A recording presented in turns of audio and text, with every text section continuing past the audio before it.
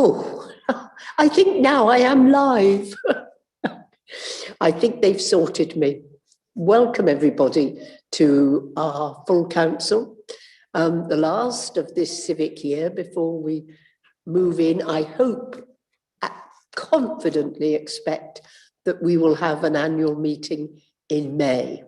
But this is our last, in a sense, business meeting for the civic year. And I want to indulge you with a small poem, which is my homage to planning meetings in George Hudson Room. For those of you who enjoy planning meetings, especially in the late spring, when the sun comes in through the windows and you look at those wonderful plane trees outside and you watch them coming into leaf. And this is the poem I say to myself. It's a bit early doing it in March, but I can't wait. I won't have another opportunity, so you'll have to bear with me. The trees are coming into leaf like something almost being said. The early buds relax and spread. Their greenness is a kind of grief. Is it that they are born again and we grow old? No, they die too. Their yearly trick of looking new is written down in rings of grain. But still the unresting castles thresh their full-grown greenness every year. Last year is dead, they seem to say. Begin afresh, afresh, afresh. And let us take that with us into the spring and summer of 2021. Thank you all very much. So let us start on the formal business of this evening. The meeting is being webcast so that residents and other members of the public have the chance to see it live or to view it on demand later if they wish. And if my daughter in Arizona is watching it, as she sometimes does, I'm going to say, hi, Helen. Thinking of you, and it's good to see you watching City of York Council, even from sunny Phoenix. So you all know, we all know how to operate remote meetings now. And as at our previous meeting, Janie, our monitoring officer, is present and will be available. I don't think she's actually on camera at this moment, but oh yes, she is. I can see her. She's certainly here, and I do turn to Janie if I get stuck. I hope we will all behave respectfully and appropriately whilst on camera. I would like us to have a good, productive debate tonight. We certainly have some incredibly interesting motions on the council agenda tonight.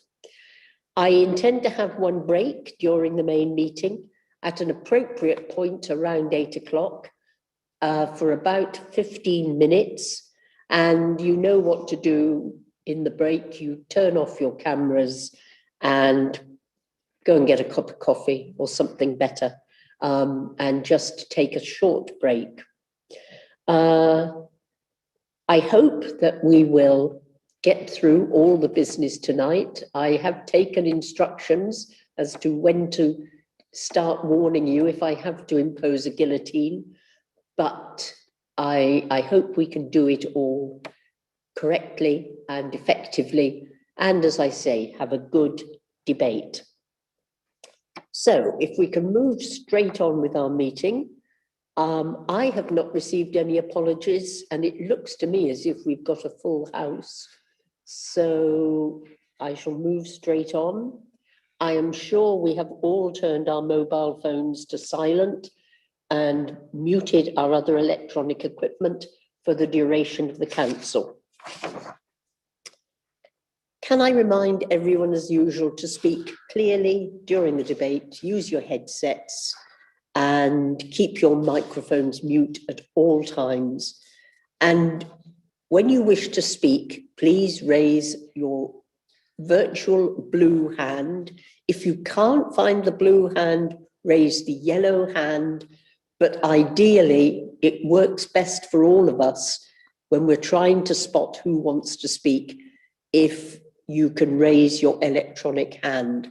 I will deal with the issues around supplementary questions later when we come to the questions part of the meeting.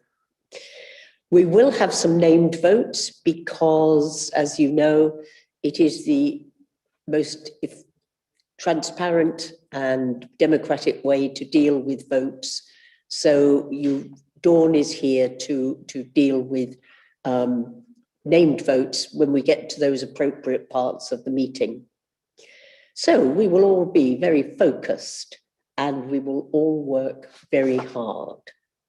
So first of all, declarations of interest.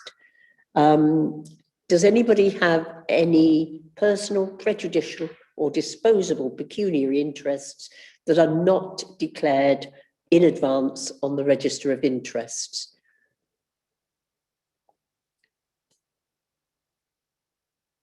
I can't see, sorry?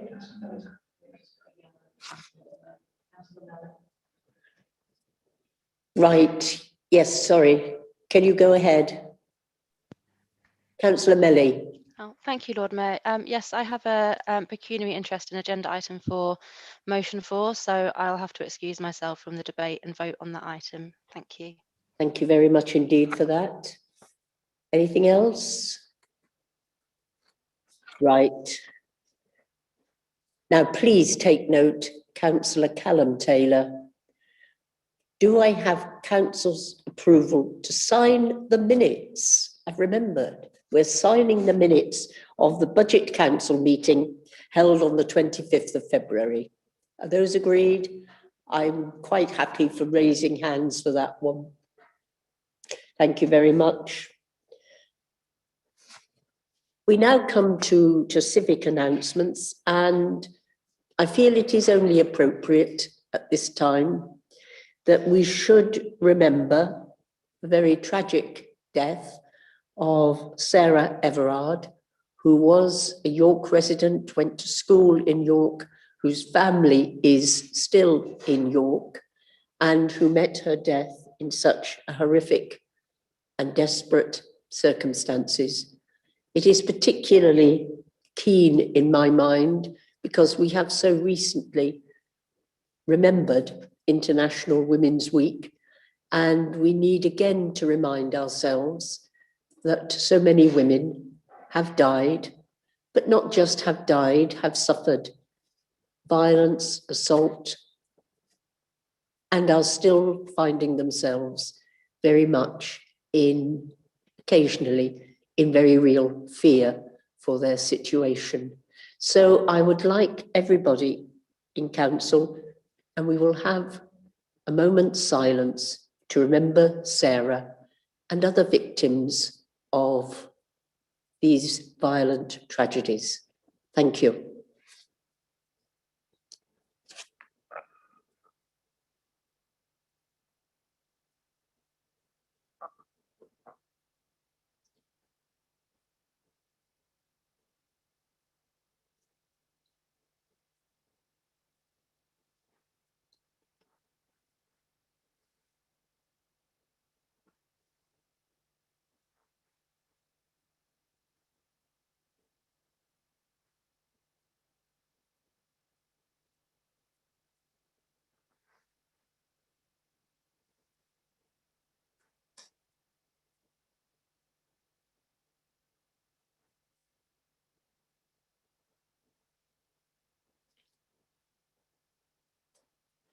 Thank you very much. We will now move on to public participation. Our public speakers today will be joining the remote meeting by phone. I will introduce each speaker in turn. You will have seen their names on the additional papers for the agenda. One at least of our public participation members has not been able to join us tonight, so we are down. But we will start with the speakers. Can I remind each speaker that you have no more than 3 minutes? I am going to keep a check on it because we do have a lot of business today. So can I call upon our first speaker, Verity Glendenning, who wishes to speak on the petition that will be presented by Councillor Webb later on the agenda. Hello, can you hear me?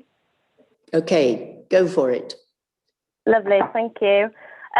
Yeah, so I'm speaking on point number 5. I'm from York Must Act, who are the local chapter of Europe Must Act, and we are campaigning for the fair relocation of refugees from the Aegean Island camps to countries across Europe. The situation for refugees on the islands is a humanitarian disaster. The camps are dangerous, overcrowded and unsanitary, and in the absence of appropriate dignified accommodation, people are forced to live in tents or self-built shelters. The camps do not have adequate sanitation or rubbish disposal systems and sufficient access to education, healthcare, or other services. Residents are forced to stand in line for hours to use running water or receive food, and due to the overcrowding and poor living conditions, there have been outbreaks of disease, fires destroying large parts of the camps, and snowfall with temperatures dropping to below 0 degrees.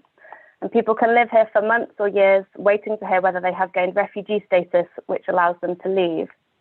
And we think that Europe, including the UK, can do better.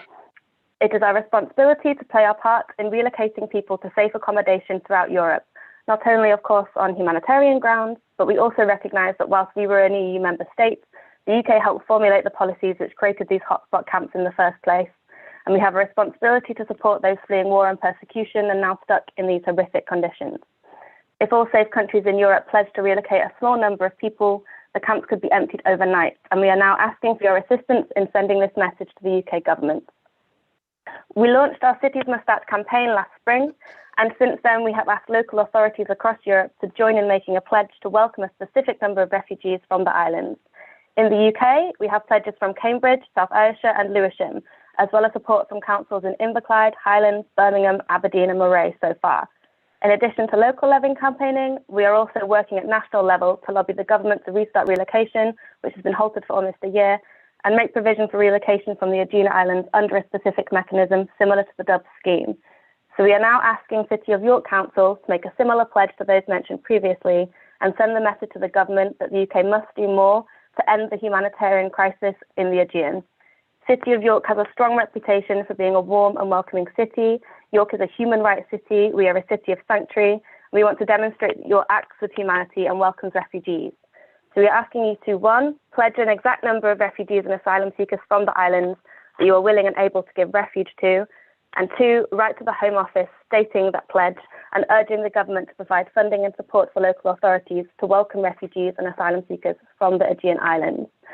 Thank you for listening, and thank you so much to those councillors here today who have supported us so far. Thank you. Thank you very much. Your comments have been noted and will be taken into account when this item is considered. I now call upon our second speaker, Amy Creighton, who would also like to speak on the petition at item number 5. It's all yours, Amy. Hello, can you hear me? Yes.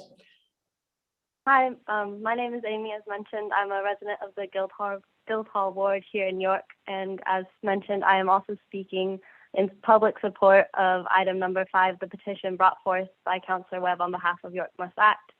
I support this petition and the call for York to welcome more refugees because, as mentioned, York has a rich history as a human rights city, and now more than ever, we need to continue to welcome those in need.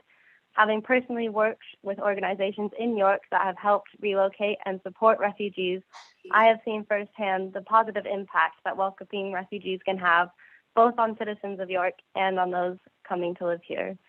The challenges of COVID-19 have exacerbated the problems addressed by Verity earlier, as well as deadly fires in camps throughout the Aegean. And so I believe this makes the petition particularly important at this moment. And I want to say that we've had large support from the City of York, and I believe that the Council can do more, as mentioned by Verity. Thank you for your time and consideration. Thank you very much, Amy. and the points you've made will be noted and taken into account when we deal with this matter. I call upon the third speaker, Charlotte Russell, who would also like to speak in connection with the petition. It's all yours, Charlotte. Hi, thank you. I'm Charlotte, and I'm also speaking as a part of Europe Must Act. And I'm really just wanting to urge York Council to support our petition as a part of item 5, because nobody should be facing the sorts of human rights violations that the Aegean camps are forcing many thousands of people to face. And I believe this is especially true for those people who've already endured the trauma of war and forced migration. And I've spent time volunteering in Greek camps at the beginning of the crisis and seen the horrific living conditions firsthand. And my doctoral research also focuses on the safeguarding of children and young people living in the camps in the Aegean Islands. And speaking directly with refugees and asylum seekers and hearing time and time again just the completely inhumane circumstances that they're living in. And the way that they're being treated is really appalling in so many number of ways. And York is my home, and I believe in our work as a human rights city, and by pledging an exact number of refugees that we would be willing to give refuge to, and by writing to the Home Secretary, we can be a really vital part of coming together as a nation and pushing for real progress. And we can lead by example, continuing to show that York is a tolerant and welcoming community of people, and that we're not unaffected by the suffering of these innocent people. I just feel that it's vital that we take a stand here and demonstrate that we too can lead by example and show some compassion for this circumstance. Thank you very much. Thank you very much indeed, Charlotte. And your comments have been noted and will be taken into account when this matter is looked at.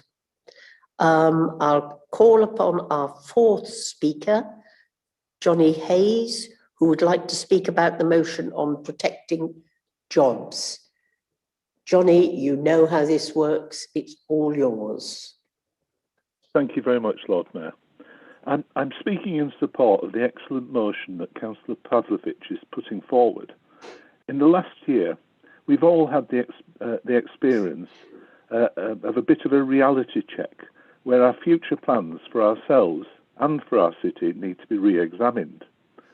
The phrase "build back better" has become a bit of an overused cliche, but I believe that we must grasp this objective.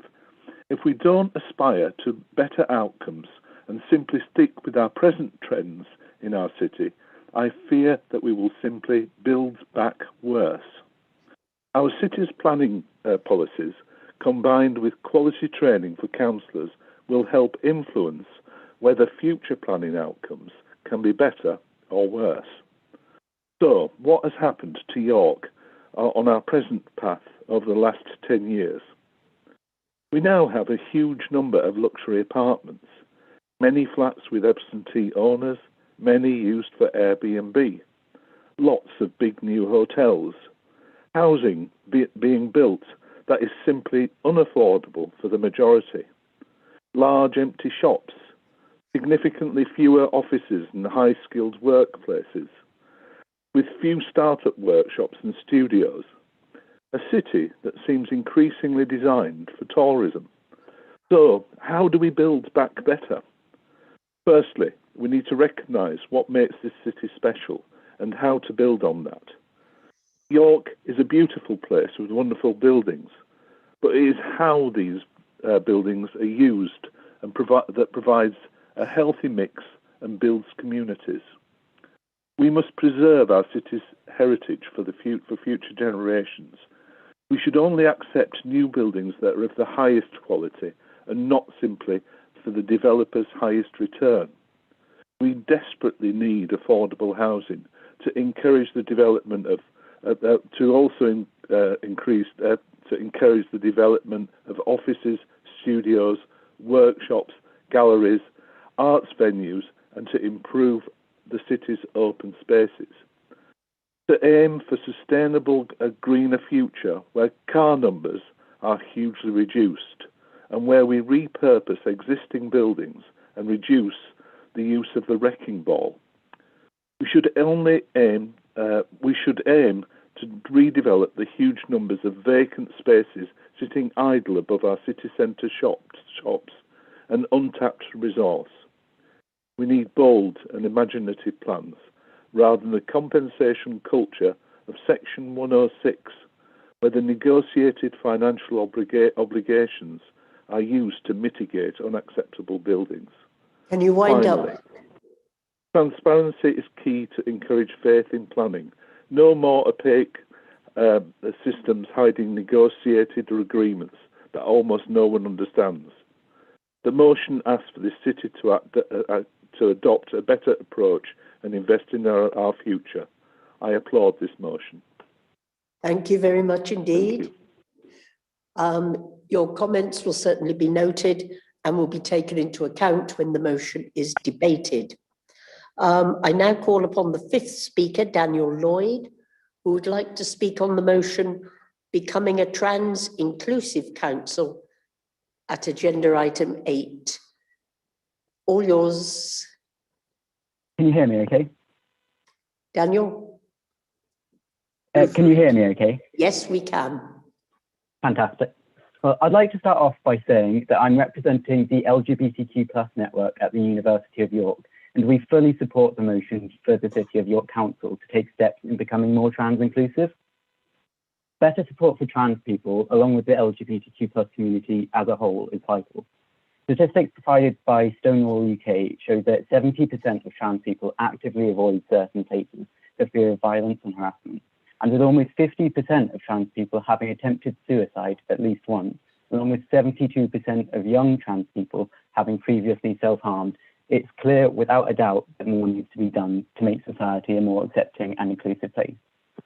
From smaller everyday actions, such as including pronouns with your name, to making more inclusive facilities like gender-neutral toilets and larger changes like providing trans-inclusive healthcare, more needs to be done. There's no quick solution to discrimination, but if we all take what steps we can to be more thoughtful and respectful towards others, we can help make York a more open-minded and accepting place where people can feel safe to be who they truly are. We hope that the City of York Council will pass this motion and show the people of York that they are willing to work on change to make York a more inclusive city. Thank you for listening. Thank you very much. We will certainly note your points and they will be noted when we discuss and debate that item. Can I now call upon Lally Hewitson, who would also like to speak on the trans inclusive motion? Lally? Hello, can you hear me? Yes, please go. You pronounced it right as well. Hi, I'm Lally and I run the Portal Bookshop in town, and I would like to speak in support of the motion supporting Trans Inclusive Council. I've had a lot of dealings with the local trans community and I'm non-binary myself.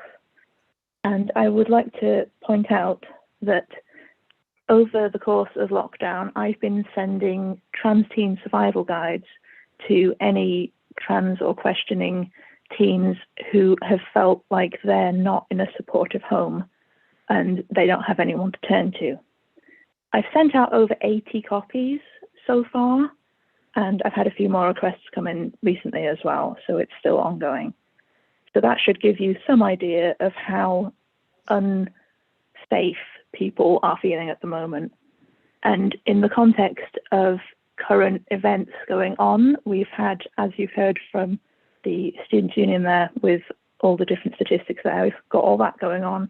We've also got high-profile, powerful figures who spend most of their time talking down trans people and trying to get us excluded from general spaces.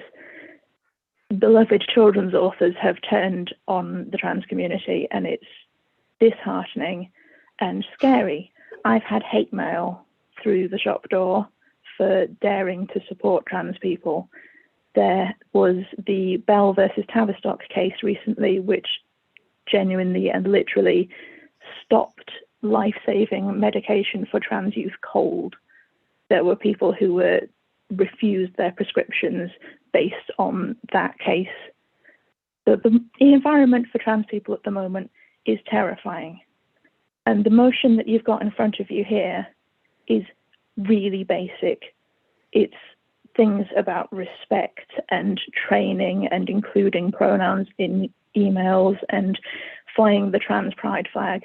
We're not asking in this for full gender neutral toilets everywhere. We're not asking for the active recruitment of trans people, which should be happening everywhere anyway. This is the most 101 foundational start you can do. And if this isn't something you can commit to, then it sends a really clear message to the trans community that there is no support here. So I plead with you to pass this motion just so that trans people in York know that you can acknowledge that we exist and we are human. Thank you. Thank you very much, Lally. Your comments will certainly be noted and taken into account when we discuss this motion.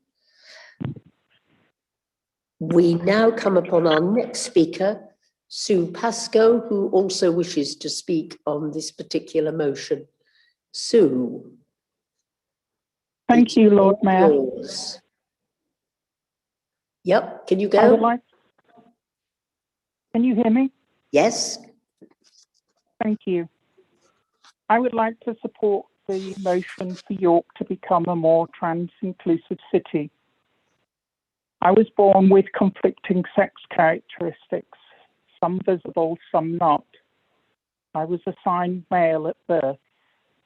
It has taken me many years to gain an understanding of the research, but I have now come to the conclusion it's likely my mother had an hormonal imbalance while pregnant. There are many research papers that indicate the biological basis for being transgender, and that also makes sense to me too. But it doesn't matter why I'm transgender, I just am. York was where I obtained services from the charities Yorkshire Mesmac, the Sexual Health and LGBT+ charity for the city, and Yorkshire, where I am now a trustee, and Survive, the sexual abuse charity. Many people at Priory Street Centre also helped me too. This was a period of understanding and love from most people, but extreme hate and discrimination from others for no other reason than I was transgender. It was therefore brilliant to hear the then Prime Minister Theresa May state that being transgender is not an illness. I am Sue now, as I was always meant to be. My gender identity and my body now fully match, and I'm at peace with myself. I now chair the Conservative Women's Organisation for North and East Yorkshire. It was great when Boris Johnson wrote to me personally saying how important he believed it was that everyone deserves to be treated with respect and dignity and be given the opportunity to succeed on merit. It is essential to understand the meaning of the laws that so many people have been trying to confuse others about. The Equality Act brought in the concept that gender reassignment was a personal process rather than a medical one. Trans people have been accessing single-sex services and facilities in line with their lived identity for many decades, and with proportionate protection from discrimination since 2010. Misinformation is driving current fear and confusion about the law. More than that, though, trans people are also covered by the sex discrimination parts of the Act, the same as everyone else, crucially in their lived identity. I would like to close by saying equality and inclusivity for all is an essential bedrock of our free society. I wish to work towards a society where we treat each other with respect, dignity, compassion, tolerance, and understanding. I hope you do too. Thank you. Thank you very much. And your points will be noted and certainly taken into account when we come to do the discussion. I now call upon our next speaker. I think I'm right, Rowan Casey? Yes, that's correct. Yes, Thank you very much. Rowan, all yours. I would like I would like to speak on this motion via some personal reflections. So growing up, I came out as trans and I have a number of trans friends. Whilst growing up, I was subjected to sexual harassment, bullying, transphobic bullying. And I want to say that this is a universal experience. The UK has a problem with transphobia. Very recently, a friend of mine unfortunately passed due to transphobic bullying. And I believe that if the council does not support this motion, you signal to abusive people, to people in the healthcare service who already deny us healthcare, and to those who otherwise are transphobic, that this is all right. By not supporting this motion, you are actively making it worse for trans people. I want to keep this short and sweet, but I think that's the reality of it. You have a moral obligation to do this. Thank you very much. Thank you very much indeed. Your points will be noted and taken into account when we discuss the motion. I now call upon our final speaker, Tom Franklin, who would like to speak on the motion on funding for police and fire services. Tom, it's all yours. Thank you, Lord Mayor, councillors. Thank you for letting me address you. I'm Tom Franklin, Chair of York Green Party. First, let me say a huge thank you to the Fire and Rescue Services and everyone who works there for all they do. I would also like to thank the police for the work they do to make our communities safer. One of the big problems that we face with the police is that they are continually being asked to undertake new things which are not really policing responsibilities because of Tory or austerity. We have seen huge cuts in mental health services, in youth services and services for victims of domestic abuse, amongst many other cuts. The police have then been asked to pick up the pieces. This is not good for the police, and even more so for the people they're dealing with. All too often, public health or youth service issue into a public order issue. The police are not, despite their efforts, experts in mental health or supporting victims of domestic abuse, nor are they youth workers. Too often, someone with a mental health crisis is confronted by a police officer, which may exacerbate the problem, especially if the person has had problems with authority in the past. This is good for neither the person the police are trying to help, nor for the police. I believe what is needed is to reduce the work of police in these areas and transfer the funding to organisations better equipped to work in these areas. A review of police, therefore, must consider the scope of what is appropriate for the police to do and ensure that there is adequate funding for their other organisations so that public order approaches are not used inappropriately, as they are too often at the moment. Thank you very much for listening. Thank you very much indeed. Your comments have certainly been noted and will be taken into account when that motion is debated. That concludes our public participation session, and I really do thank all members of the public who have contributed well and commendably briefly. So we now move on to petitions. We have a petition from Councillor Webb to present the petition from York Must Act relating to the relocation of asylum seekers from the Aegean Islands. Can I just say before you start, Councillor Webb, that we don't need you to, I mean, we can't unfortunately hand a petition in virtually like this, but all we need you to do is to send the front sheet in to Fiona. Send the front sheet to Fiona. She doesn't need all the names. She just needs the front sheet. So if you could send that to her in due course. Right, you have 1 minute to present your petition for council. Thank you, Lord Mayor, and noted, I'll email the front sheet in.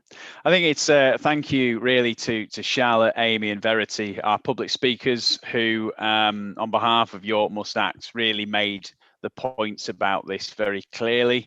And I just want you to think, when I first got involved with this and they first asked me to present this, I want you to think briefly at some point what you would do if your life had started somewhere else in a more difficult situation, And I hope that we as councillors in York can take this petition really seriously. And I hope that we have an opportunity to discuss it further. And this is a starting point. And I'm just really glad to have the opportunity to raise this on behalf of York Must Act and start a further conversation. So thank you very much. And that'll do. Thank you, guys. Thank you very much, Councillor Webb. And in accordance with our petition arrangements, the petition will be submitted for consideration to the Customer Corporate Services Scrutiny Management Committee.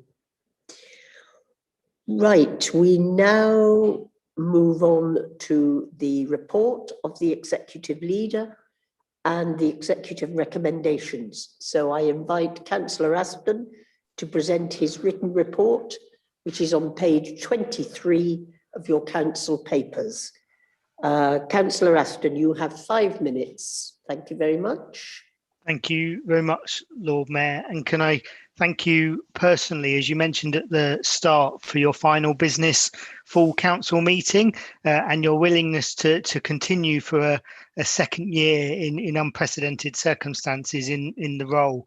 I'm very pleased to present my report to full council this evening and update colleagues on some of the key areas of work that have taken place since my last report. It's almost incredible to reflect on the past year and the challenges we have faced as a council and as a city. Tomorrow will mark a year since the Prime Minister introduced the first national lockdown. And a year on, the council continues to provide support and care for residents impacted by the pandemic. As everybody will know, the 22nd of February saw the publication of the government's roadmap out of lockdown, which detailed a gradual easing of restrictions as opposed to the previous tiered restriction system. Since the roadmap was published, officers have been working through the guidance to develop updated plans to ensure a safe reopening of the city as and when required. To begin this important work, proposals were approved at last week's meeting of the Executive to make best use of our public spaces so that we can create the right conditions for businesses to trade safely. The proposals have been developed with a public health approach, and a total of 288,000 has been allocated to replicate and build on previous initiatives like College Green and the temporary toilets on Parliament Street, which were welcomed by the business community last summer. At the same time, officers have worked to ensure swift payments of restriction grants to eligible businesses, recognising the urgency to support business with their cash flow. To continue with this work, the Council is currently preparing to process payments for the recently announced Restart grants. The timetable for these payments is controlled by the government, but we expect to receive funding for processing at the beginning of April. As ever, we know that many people will continue to need support, recognising that some level of restrictions will be with us for some time to come. Therefore, our COVID support lines and the Community Hub network will continue to remain in place should anybody need it.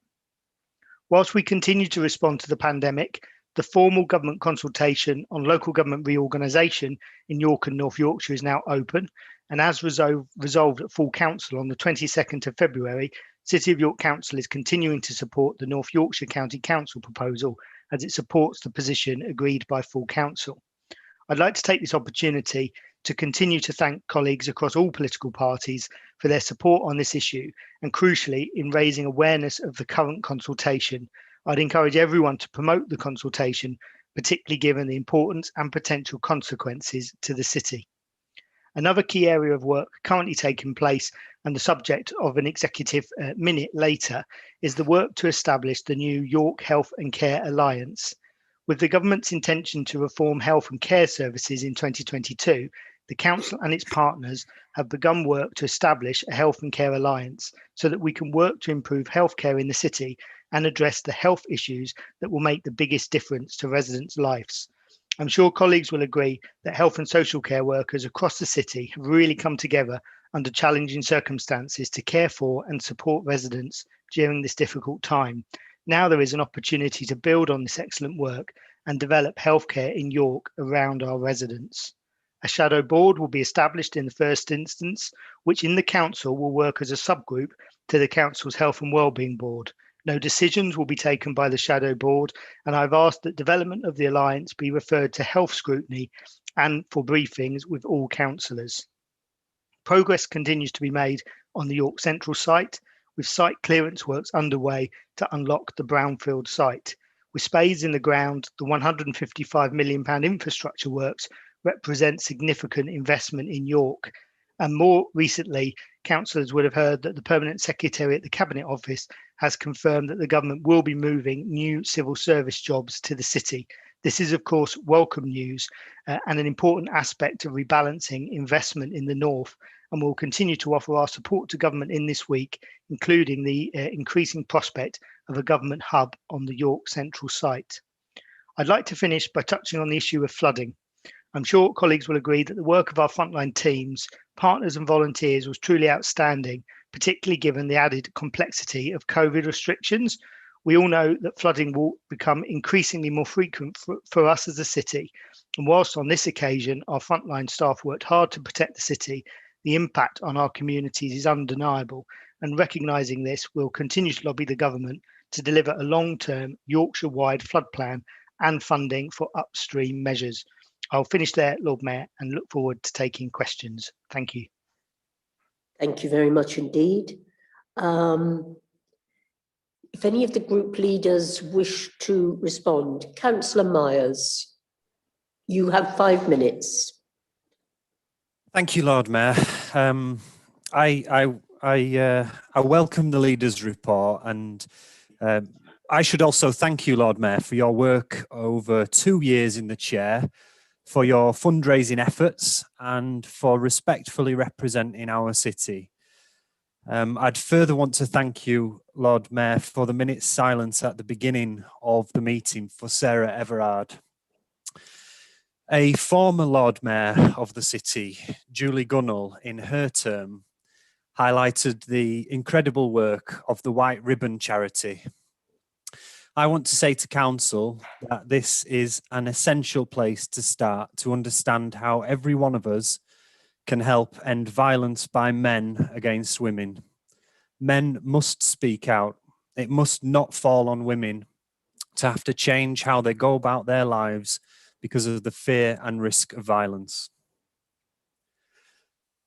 Lord Mayor, I'll once again, on behalf of my group, put on record our thanks for the huge number of workers in the city still giving their all to get us through the COVID pandemic. We owe them a huge debt of gratitude. I obviously welcome the rollout of the vaccination programme nationally and efforts locally to ensure as many people have the jab as possible. But we know that take-up varies across the city and that existing health inequalities are impacting on the ability of many to get the jab. Equal access to testing, access to employment support schemes, and now access to the vaccine are all based along the widening dividing lines of those who are more affluent and those who are less well off. Not enough is being done to educate all communities about the vaccine, and those anti-vaccine campaigners need to be challenged far more robustly. I very much hope that the Council, alongside its health partners, will recognise the urgency of addressing this. On the local plan, the biggest surprise to me and my colleagues has been the extent to which the Council's been prepared to simultaneously ignore both the inspectors' requests for information and their guidance in advance of examination of York's draft plan. The inspectors are sending very strong signals, and the executive are taking a dismissive, we know best approach. This doesn't feel like it bodes well. Some local developers have expressed the view that this plan will be another 3 years at least before adoption. That'd take the Lib Dems to a decade in charge of the local plan. And it's a sobering thought without mentioning the millions wasted. Finally, Lord Mayor, the magical start for York City at the Community Stadium didn't happen, and the season is now over. We all, I'm sure, wish the Minster men all the best when the season starts, and I'd like to put on record my best wishes for the York City Knights in their season opener in a couple of weeks' time. Thank you, Lord Mayor. Thank you very much, Councillor Myers. Are there any other group leaders who wish to respond to Paul Doughty? Are you there as a group leader? Yes. Paul, it's all yours. Thank you, Lord Mayor. The report rightly initially focuses on the ongoing burden of COVID. However, it's light on the tangibles of how the council sees York bouncing back. The government grants are indeed to be much welcomed, and the report highlights how much the government has truly delivered. However, this will still be a hugely tough time for residents and businesses alike financially. What a shame that just a few weeks ago, only 2 councillors in the chamber provided any attempt to keep the council tax increase below the maximum legally allowed. Councillor Aston loves to repeat the same nonsense on devolution, and his claims that to change electoral boundaries that York has had for just 20 of its 800-year history would essentially see the end of York as we know it. Even with the Lib Dems offering nothing positive at all to the devolution debate, it's impossible to see York not being at the heart of decision-making with a broader region of influence. We would finally be able to see a better run council and better joined up thinking on matters like transport and housing. There are, of course, different types of consultation, from a balanced view of options to a preferred options like the local plan. Given the council and Lib Dems consultations have been a wall of propaganda for one option and then totally leading questions, it should amaze people that support for York to stay as it is does not come out at 100%. I do share Councillor Aston's hope that the York Health and Care Alliance can help improve how healthcare is delivered in the city. And it's an opportunity to develop healthcare around our residents. It will be an important and welcome part of the drive by government for a new integrated care system to properly integrate health and social care, which has been seen as a priority for future provision. It was encouraging to hear the accountable officer for the Vale of York CCG describe it as an opportunity to put the needs of people first, and potentially very positive recently. Members will have a chance for questions, as we'll have an agenda item at Health Scrutiny next month. Once again, York Central gets a mention, but as with the entire report, it's merely a narrative of what has happened, and as with most things already known. There's a lack of detail, and again reiterate the concerns of the Conservative group that in the hugely changed office space world from the pandemic, the office allocation at York Central has not been re-looked at to any extent at all.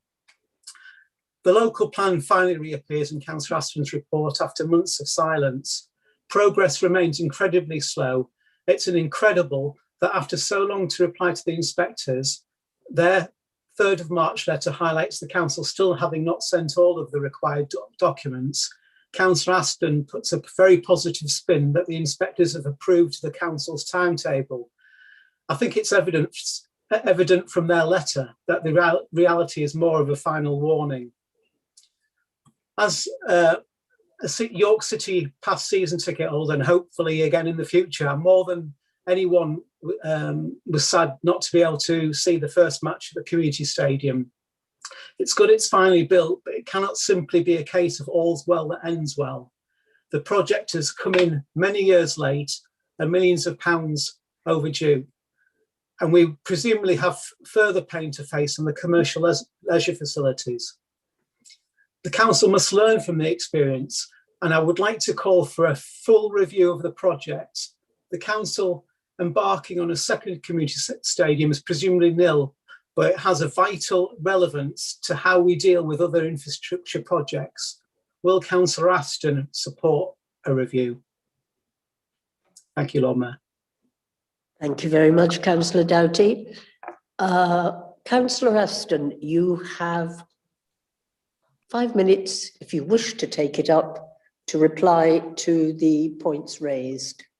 Thank you very much, Lord Mayor. I'll just say a few comments in response, just to thank Councillor Myers and associate myself with his comments about the work of the White Ribbon charity, and also the welcome first events, albeit not in the way that we would have liked at the community stadium.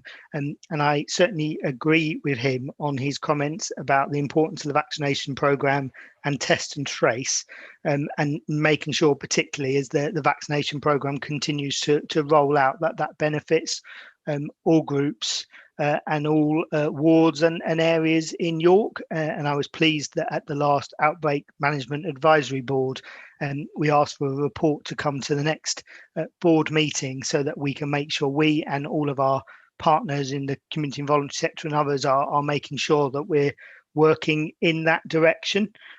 On the local plan, I'm pleased that the government inspectors have now agreed to our suggested timetable. And for me, what is really important is to get to the hearings and get a local plan in place for the city. And obviously the current version of the plan, we would argue, represents the right balance between housing and protecting the particular character and green belt of York, whilst giving that long-term certainty that we need, and we'll continue to progress that. To Councillor Doughty, similarly, very much welcome your comments about the Health and Social Care Alliance and your willingness to engage in all of that work through Scrutiny, which I think is going to be a big and really interesting piece of work over the next 12 months. Unsurprisingly, I don't agree with your comments on local government reorganisation. What I will say is that what is most interesting is that even the district councils own independent survey work of options confirmed that more residents of York wanted to retain decision making for York in York, and I'm more than happy to provide Councillor Doughty with the executive reports and annexes, and indeed that survey work that the districts completed themselves. And to answer Councillor Doughty's broad point, he's absolutely right that there's a variety of things the council needs to do to build back better. Part of that was our 1-year recovery plan on transport, the economy and communities. And that obviously I referred in my report to how we're adapting that for this summer.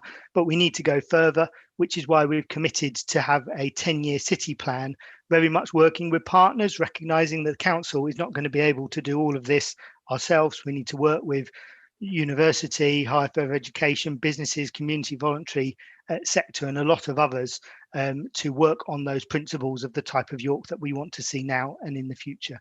Thank you, Lord Mayor. Thank you very much, Councillor Aston. We now have 10 minutes to do questions to the leader on his report, and I have a number of hands raised, so I will take them. Councillor Callum Taylor first. Thank you, Lord Mayor. Can you hear me all right? Yes, beautifully. Cheers.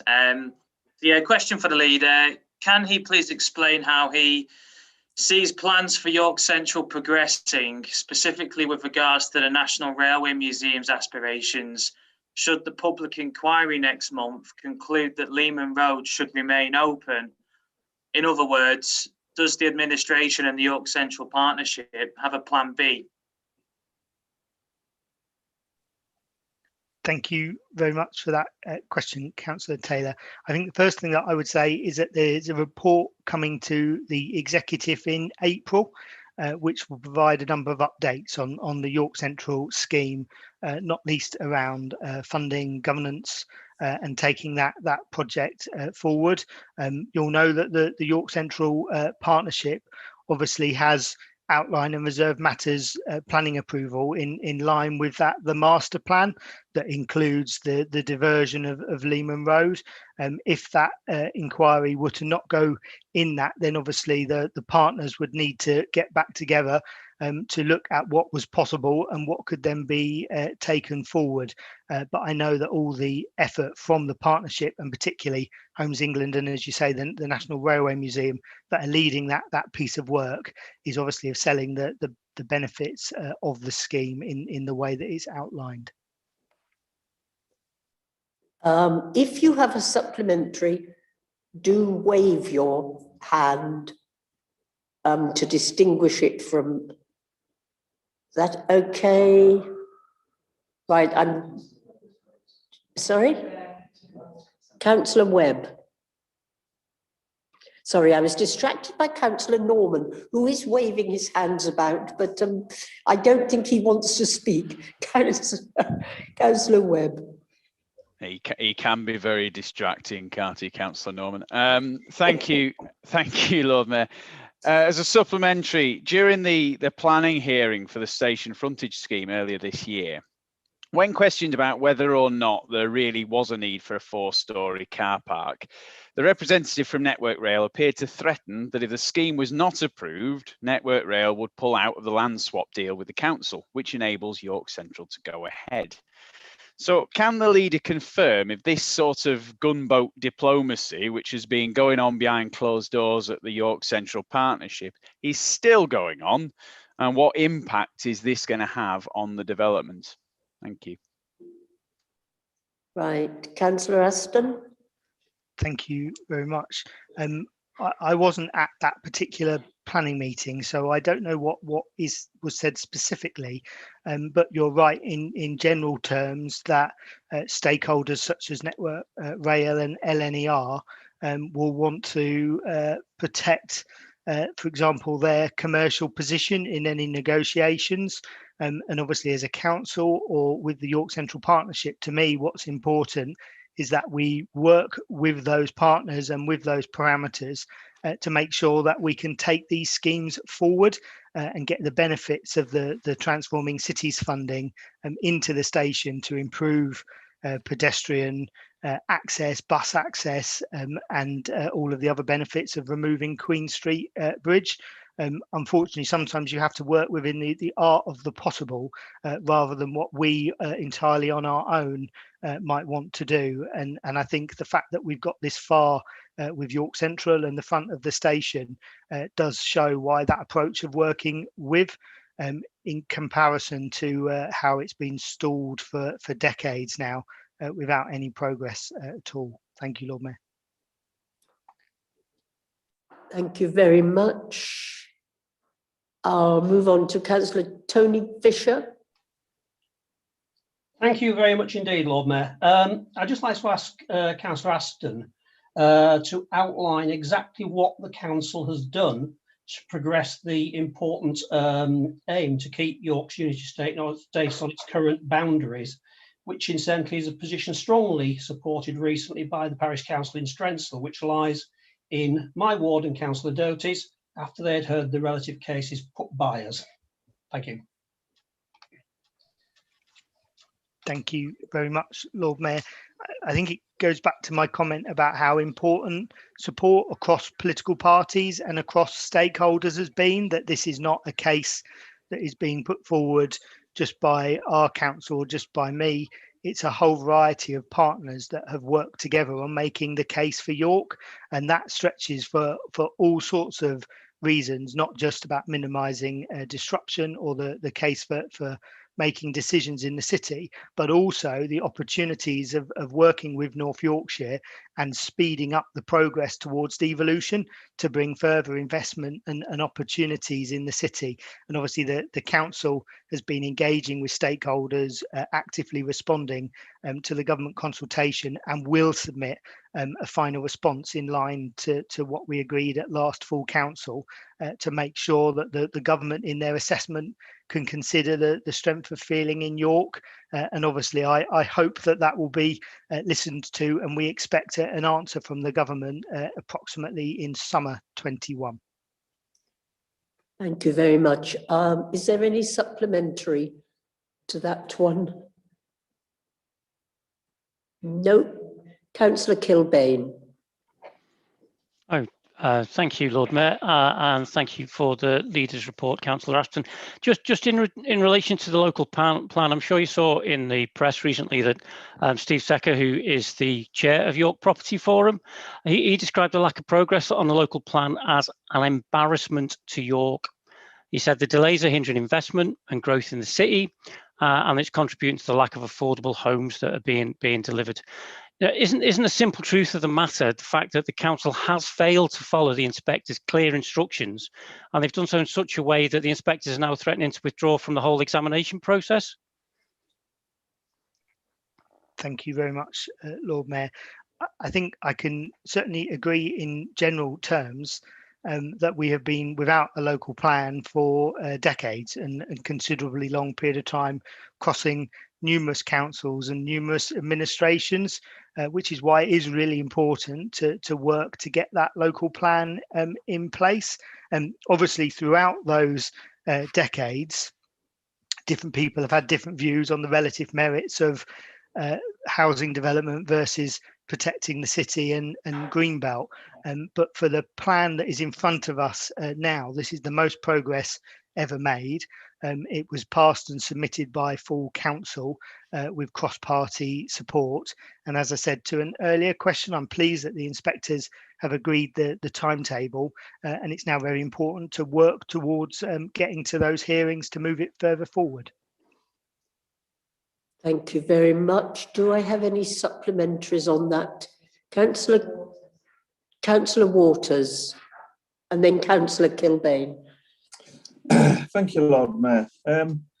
Given that the leaders mentioned the timetable and the resourcing of the department, if the timetable isn't met, or if the information submitted isn't acceptable to the inspectors, are we going to see any democratic accountability?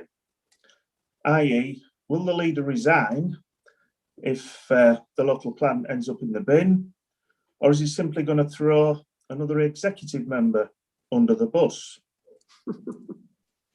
Thank you, Councillor Waters. Perhaps I should redirect that question to Councillor Eyre, as he has executive responsibility for the local plan.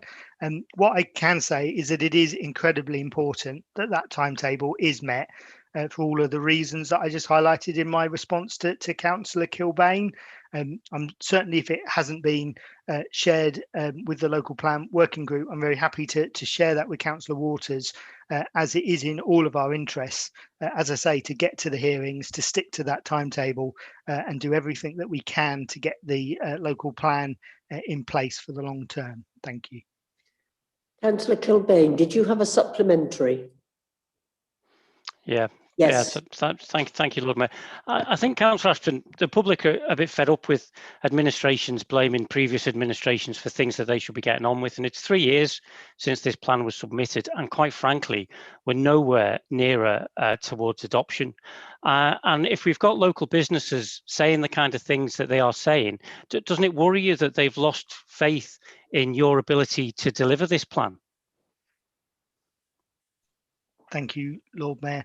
I didn't highlight or blame any particular administration. I simply pointed out that I agreed with you that it was a very long time for York to not have a local plan throughout numerous councils and administration. No blame. But what is important is that we have now got to the furthest point we have ever got with that plan, and we now need to continue to work with that to get it adopted. Thank you very much, Councillor Aston. I'm going to take one more question, I'm afraid, and then we'll have used up our 10 minutes. So, Councillor Bassey, I think you were next. Thank you, Chair. Lord Mayor, sorry. Yes, my question for Councillor Aston is this. I think many of us were pleased last year to see the success of the local tracing system. And I'm just intrigued to know what are the future plans going forward for the local tracing system in order to make sure that we're reaching all the people who need to be reached. Thank you very much for that question. And I think it goes back to the point that Councillor Myers raised in his response, that the local test and trace system has been really fantastic, and that's due to an awful lot of hard work from our public health team that I think we should rightly praise. And I think one of the things that we've all learned in dealing with the pandemic is often if local authorities generally and local public health teams were trusted a little bit earlier, some of these systems and processes would have operated and worked far more smoothly than they did. I was pleased that we were one of the first councils to start a local test and trace scheme, and now the government have agreed that all of the tracing in the city will be done locally.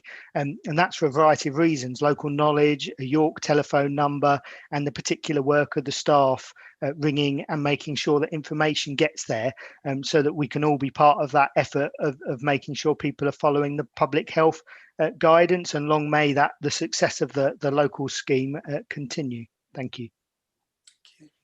Thank you very much. We have now, as I said, used up our 10 minutes, so I'm afraid that's as far as we go on this batch, but be assured there are more opportunities for asking questions later in the agenda.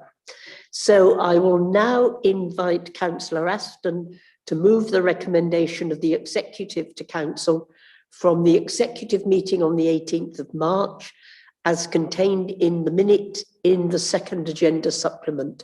Councillor Aston. Thank you, Lord Mayor. Happy to move formally, but I'll answer any questions when I respond at the end, if there are any. Thank you. Thank you very much. Have I got a seconder? Happy to move to second, Lord Mayor, formally. Thank you very much. Is there any debate on this recommendation? I've got two hands. Councillor Perrott.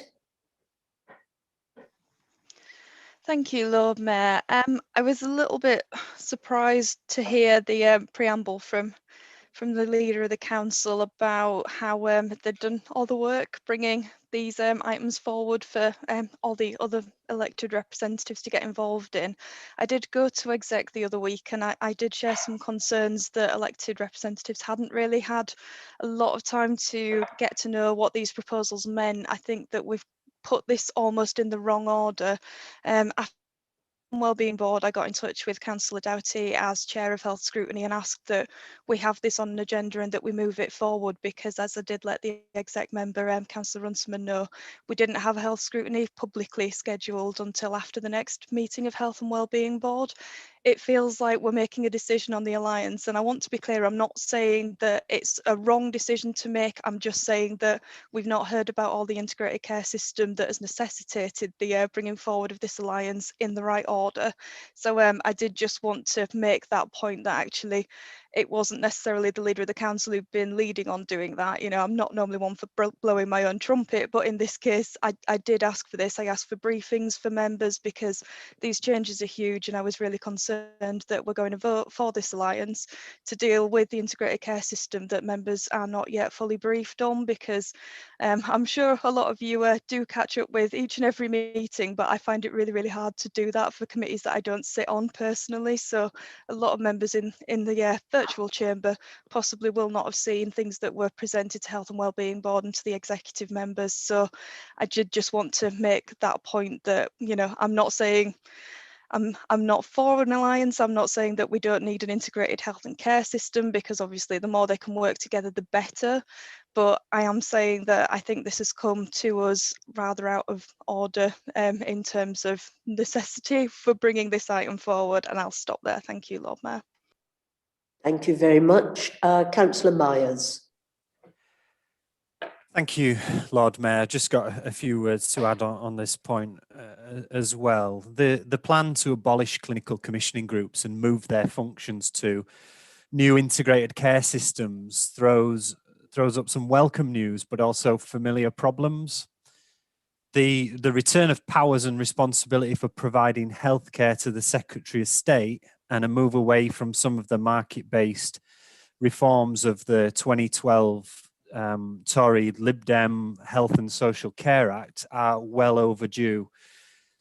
And throughout the pandemic of the last year, we've seen the role of the private sector greatly increased, and in many cases, actually, with dubious tendering for public money and contracts. In response to that picture, we support the establishment of a York Health Alliance. The good work of the past year within the health sector in York can continue by closely collaborating. However, one of the biggest risks of a new integrated care system will be the role for the private sector as partners, included as the government bill intends to allow, included as members of the board. And it's a major concern that this will sideline the role of local authorities and could significantly reduce local accountability. And of course, there is at present a lack of transparency and oversight of the role of the private sector in delivering York's healthcare, with the general public obviously motivated and seeing this as a priority, as 14,000 signatures on the York Central MP's petition to halt privatisation plans for parts of York Hospital's A&E shows clearly. I think if left unchecked, the new ICS will deliver more private contracts, more outsourcing of jobs, and a reduction in services. So York needs to be ready to respond. A health alliance can help, and the Labour group will be eagerly anticipating playing our part. Thank you, Lord Mayor. Thank you very much. Councillor Aston, do you wish to respond? Thank you, Lord Mayor. I agree with Councillor Myers that there are some real opportunities here, in particular in terms of collaboration and that real focus on York, but there are risks. It's absolutely true, and that's why I think it's a big piece of work over the next 12 months to make sure that we get it right. To Councillor Perrott, just to say that we did brief MPs, group leaders, and a paper did go to the Health and Wellbeing Board, and the executive specifically agreed in the recommendations, as well as at group leaders actually, that we should involve Scrutiny in the Health and Wellbeing Board as much as possible. So I think we're all agreeing that it's a real opportunity, and we need to work quickly because the government has set that timescale of having these in place by April 2022. And obviously what we want to have is the opportunity of putting the strongest case forward for York and how we can work together in terms of health and social care, exactly so that it doesn't simply operate at that ICS, Humber Coast and Vale level, far away from the city. But I appreciate that there's a real opportunity, but a lot to work through to make sure that it works for and in the best interests of all residents. And I'm certainly very happy to work with Councillor Doughty, Councillor Perrott, Councillor Runciman over coming months to work in that direction. Thank you. Thank you very much, Councillor Aston. I will now take a named vote on this recommendation. Dawn, it's all yours. Thank you, Lord Mayor. As usual, members, can you please indicate whether you are voting for, against, or abstaining in relation to the recommendation before you? Councillor Aston. For. He didn't say anything. For. Oh, I can't hear you. For. Thank you. We can hear you now. Yes. Councillor Eyre. For. Councillor Baker. For. Councillor Barker. For. Councillor Barnes. For. Councillor Carr. For. Councillor Craghill. For. Councillor Crawshaw. For. Councillor Colwick. For. Councillor Cuthbertson. For. Councillor de Gorn. For. Councillor Daubonnet. For. Councillor Doughty. For. Councillor Douglas. For. Councillor Fenton. For. Councillor Fisher. For. Councillor Fitzpatrick. For. Councillor Galvin. For. Councillor Heaton. For. Councillor Hollier. For. Councillor Hook. For. Councillor Hunter. For. Councillor Kilbane. For. Councillor Lomas. For. Councillor Mason. For. Councillor Melly. For. Councillor Musson. For. Councillor Myers. For. Councillor Norman. I have a pre-declared financial interest that I think impacts this in my employment in the healthcare sector, so I'll absent myself from this. Okay. Councillor Orrell. For.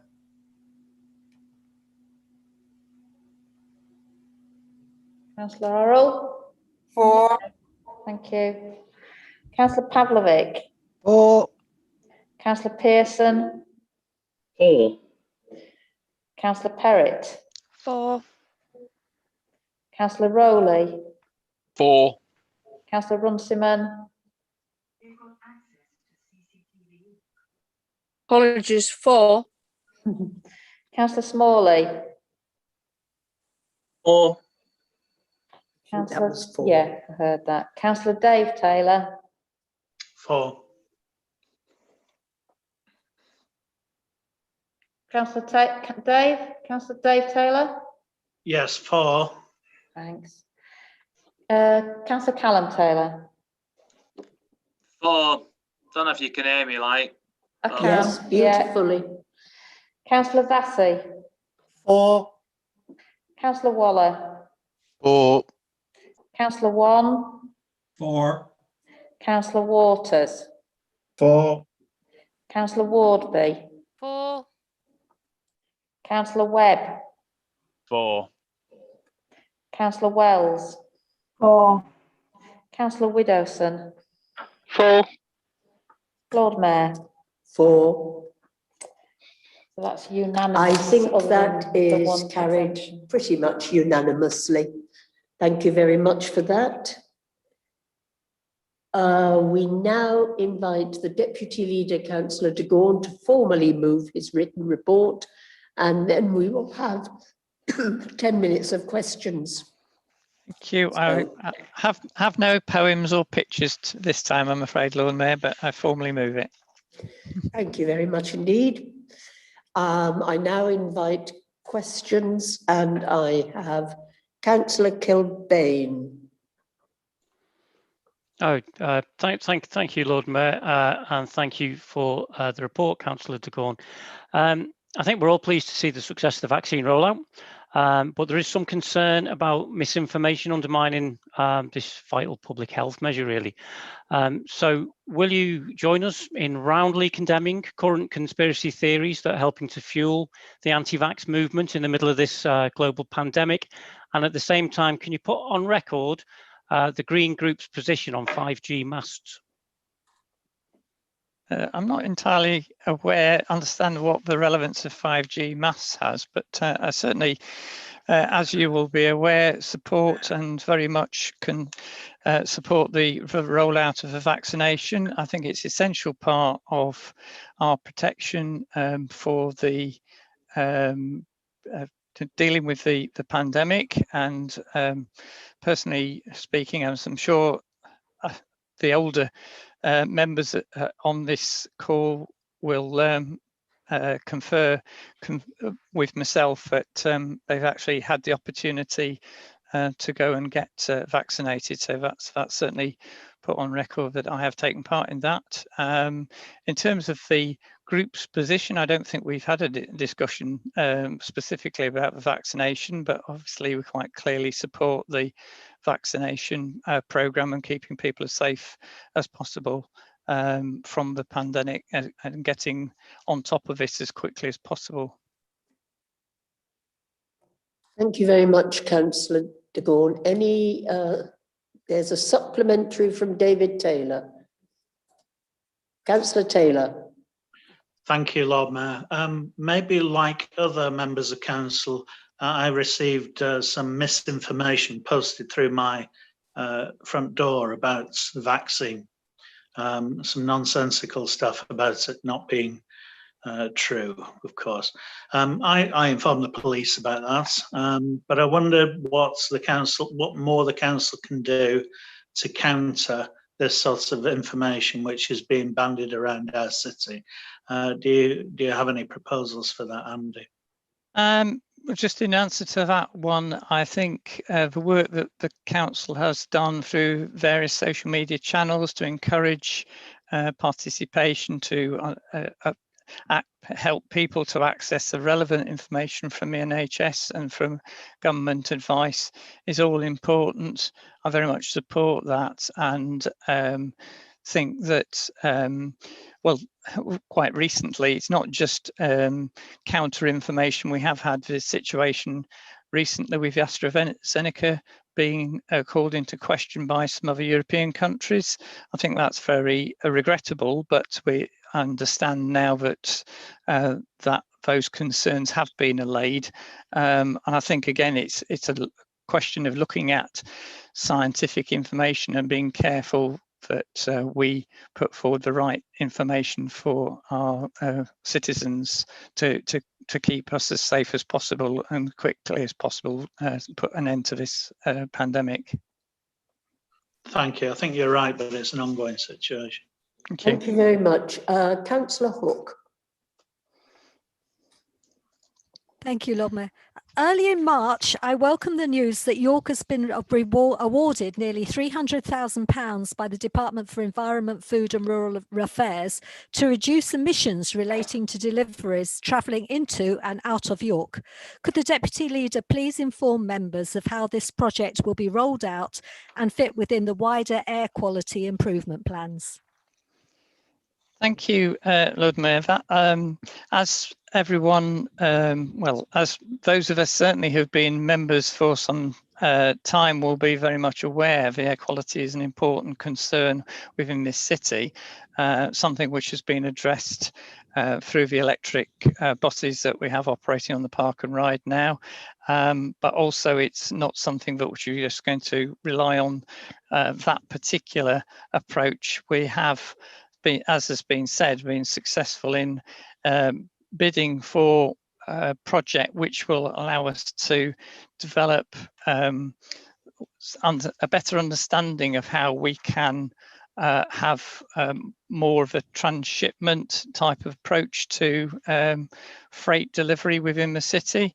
So something which will tackle the problems of emissions within the city centre, but also promote the notion of last mile deliveries, so that there'll be more of an opportunity for offloading outside of the centre of our city. Would also help to tackle the problems that we have of our historic buildings getting damaged through larger vehicles inappropriate for the location coming in and try to make deliveries within the city. So it's a project which would complement the work we're doing on other aspects of electrification and decarbonisation of our transport in the city.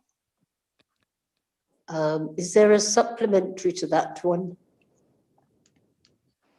Okay, can I move on to Councillor Fitzpatrick? Thank you, Lord Mayor. On Hazel Court, the reality is that peak periods outside of COVID have seen long tailbacks on the roads around the site. What longer term traffic management plans do you have, given the impact of this congestion on local businesses, public transport and other road users? I fully agree with you that it was perhaps unfortunate that the coincidence of large numbers of people during lockdown having tidy up, taking the opportunity to have a clear out, declutter their households, coincided with limited opening hours and the limited capacity of Hazel Court, given the restrictions that we have in terms of social distancing in place. So I was very much aware of the concerns at the time and discussed with other executive members and officers what actions we could take to alleviate the congestion in the area. And I think you'll be, as has been reported in my report, that we have extended the hours of opening. I think by the time the full assessment had been taken of the situation, the half-term holiday was over. So one would hope that in a normal circumstance, we won't have the, if you like, the perfect storm of people wanting to make use of that facility during a lockdown when the hours of operation were particularly and mode of operation particularly restricted. Douglas, is that a supplementary? Okay. Thank you, Lord Mayor. Councillor de Gorne, I'm sorry to have to burst the bubble, but I've been contacted today by businesses in the area who have had absolutely streams of traffic outside Hazel Court today again, and I believe over the weekend. And in fact, I went down and had a look around 3 p.m. and they were still there. So I don't think it's just about extending hours. I think we need something more concrete, and I wonder what else has been discussed, please. Okay. Certainly. Well, certainly I'm happy to look at that in more detail. As I think you'll be aware, in the first lockdown or immediate at the end of the first lockdown, there was a booking system which seemed to be quite effective at the time. But obviously there's swings and roundabouts in terms of people having less flexibility to access the site when suits them, if you have to have a booking system. But that again would be something that we could discuss if it seemed to be a continuing problem rather than one which is associated with the reaction to the current pandemic. I think it's something I would certainly want to keep under review. And I did ask at the time, back in half term, whether we needed additional signage to ensure that drivers don't block the main carriageway. If obviously if there's a queue of traffic waiting to access the site, then it would seem fairly obvious it shouldn't be blocking other traffic from going about their normal business on James Street. I've had indications of another supplementary from Councillor Rowley. Thank you, Lord Mayor. I was trying to gesticulate as best I can. You did perfectly. I could see you. You were all. Got you. Thank you, Lord Mayor. Councillor de Gorn, I have to say, as a business that is affected quite seriously by the congestion that builds up along James Street, I have to say, with the greatest of respect, none of your replies will address that issue at all. I think what is needed, and in your commitment, both as the deputy leader and probably more importantly as executive member for transport, you need to look at that junction. You need to look at a complete review of that junction. Signage won't work. You need to have a complete look at that junction and redesign that junction. Spend some of the money that you've got in the budget, redesign that junction. Giving opening hours and booking times would be pointless and wouldn't address it. Thank you. I'm certainly, I mean, I think that was more of a statement than a question, but I'm certainly happy to look at that. I do think that I mean, I wasn't on the planning committee when it was approved, but the nearby supermarket, which has opened relatively recently, may have added to the level of traffic that's accessing that particular part of James Street. So I would certainly want to ask officers to review that and see whether there are other changes that are needed to maintain the free flow of traffic. Right. I'm very sorry. That's the limit on supplementaries. We've had 2 supplementaries on that question. We've now actually overrun the amount of time we had for questions to the deputy leader. So I'm going to have to stop questions and move on to the next item on the agenda. Thank you, everybody. It's 7:30 coming up. I think we will take the first motion on the agenda and see where we get to. So the first motion from Councillor Pavlovich, protecting jobs, investing in our communities and transparency in the planning system. That is such a comprehensive title. I'm sorry you haven't called it Life, the Universe and everything, but it's pretty close. Yeah, well, it is a very comprehensive motion. Thank you, Lord Mayor. And I can confirm that we're happy to accept both Councillor Doughty and Councillor Ayres' amendments in full, and therefore I will be proposing the amended motion to Council. I'll be making the case for Council to ask that the Executive explore options for pursuing an Article 4 direction to suspend the permitted development rights on conversion of office and commercial space to residential, and we'll be specifically focusing on York City Centre. My colleague Councillor Douglas, in seconding the motion, will call for measures to increase transparency and democratic accountability in the way Section 106 developer contributions are managed. Lord Mayor, in proposing that York introduces an Article 4 direction, it is not my intention to signal that we want to pull up the drawbridge or stifle all development.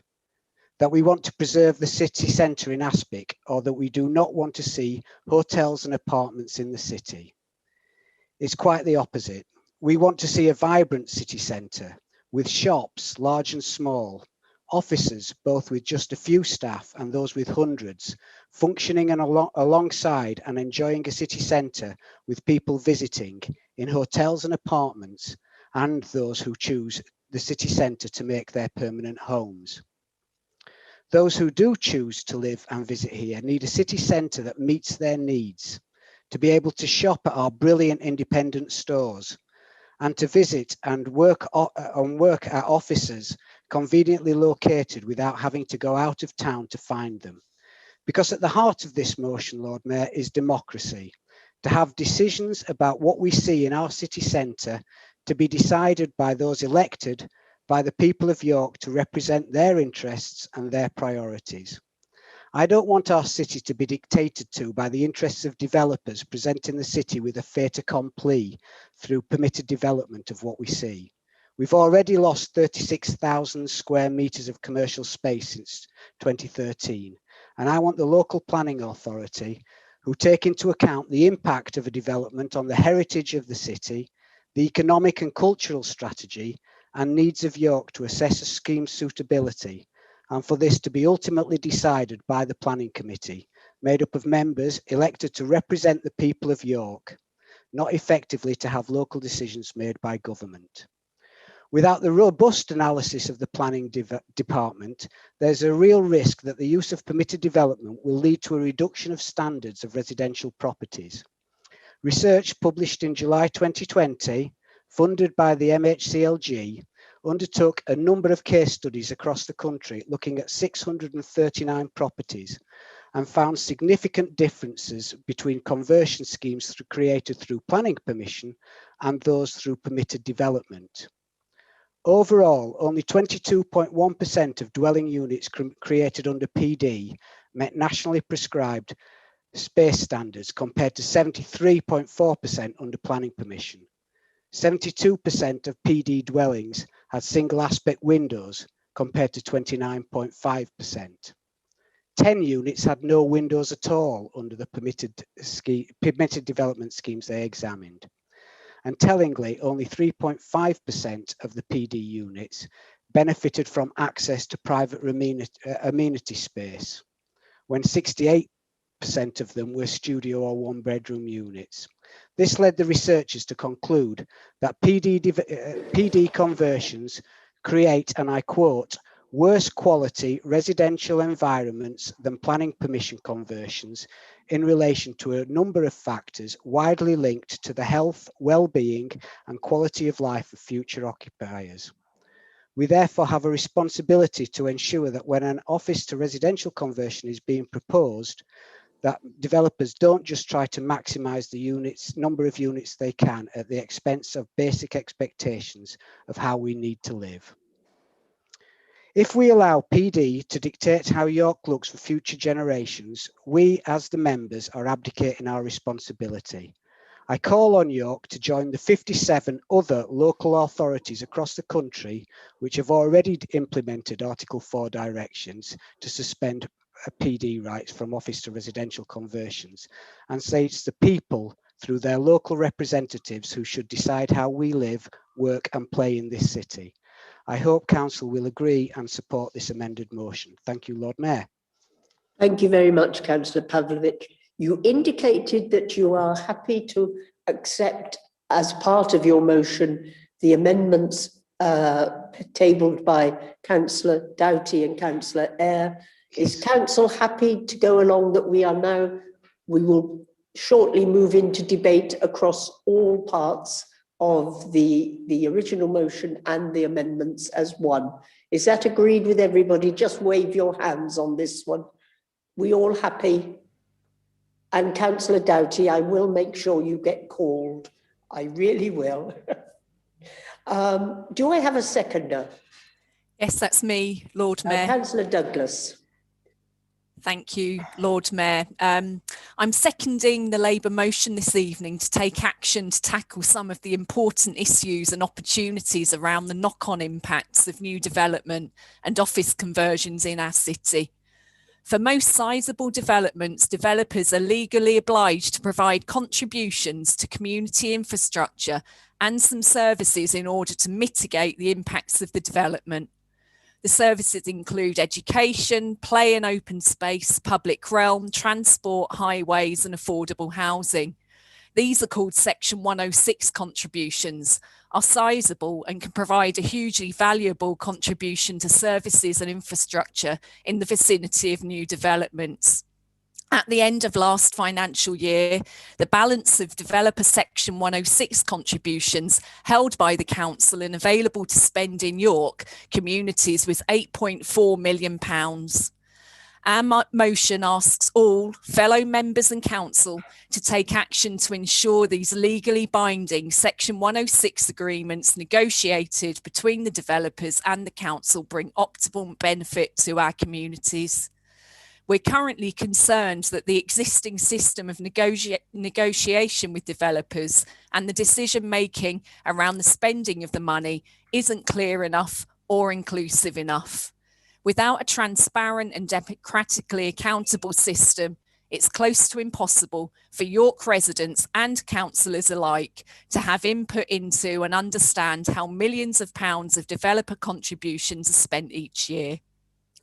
As local authority budgets are strangled further and further, it's vital we make best use of all funds available to us. Section 106 is a huge part of this.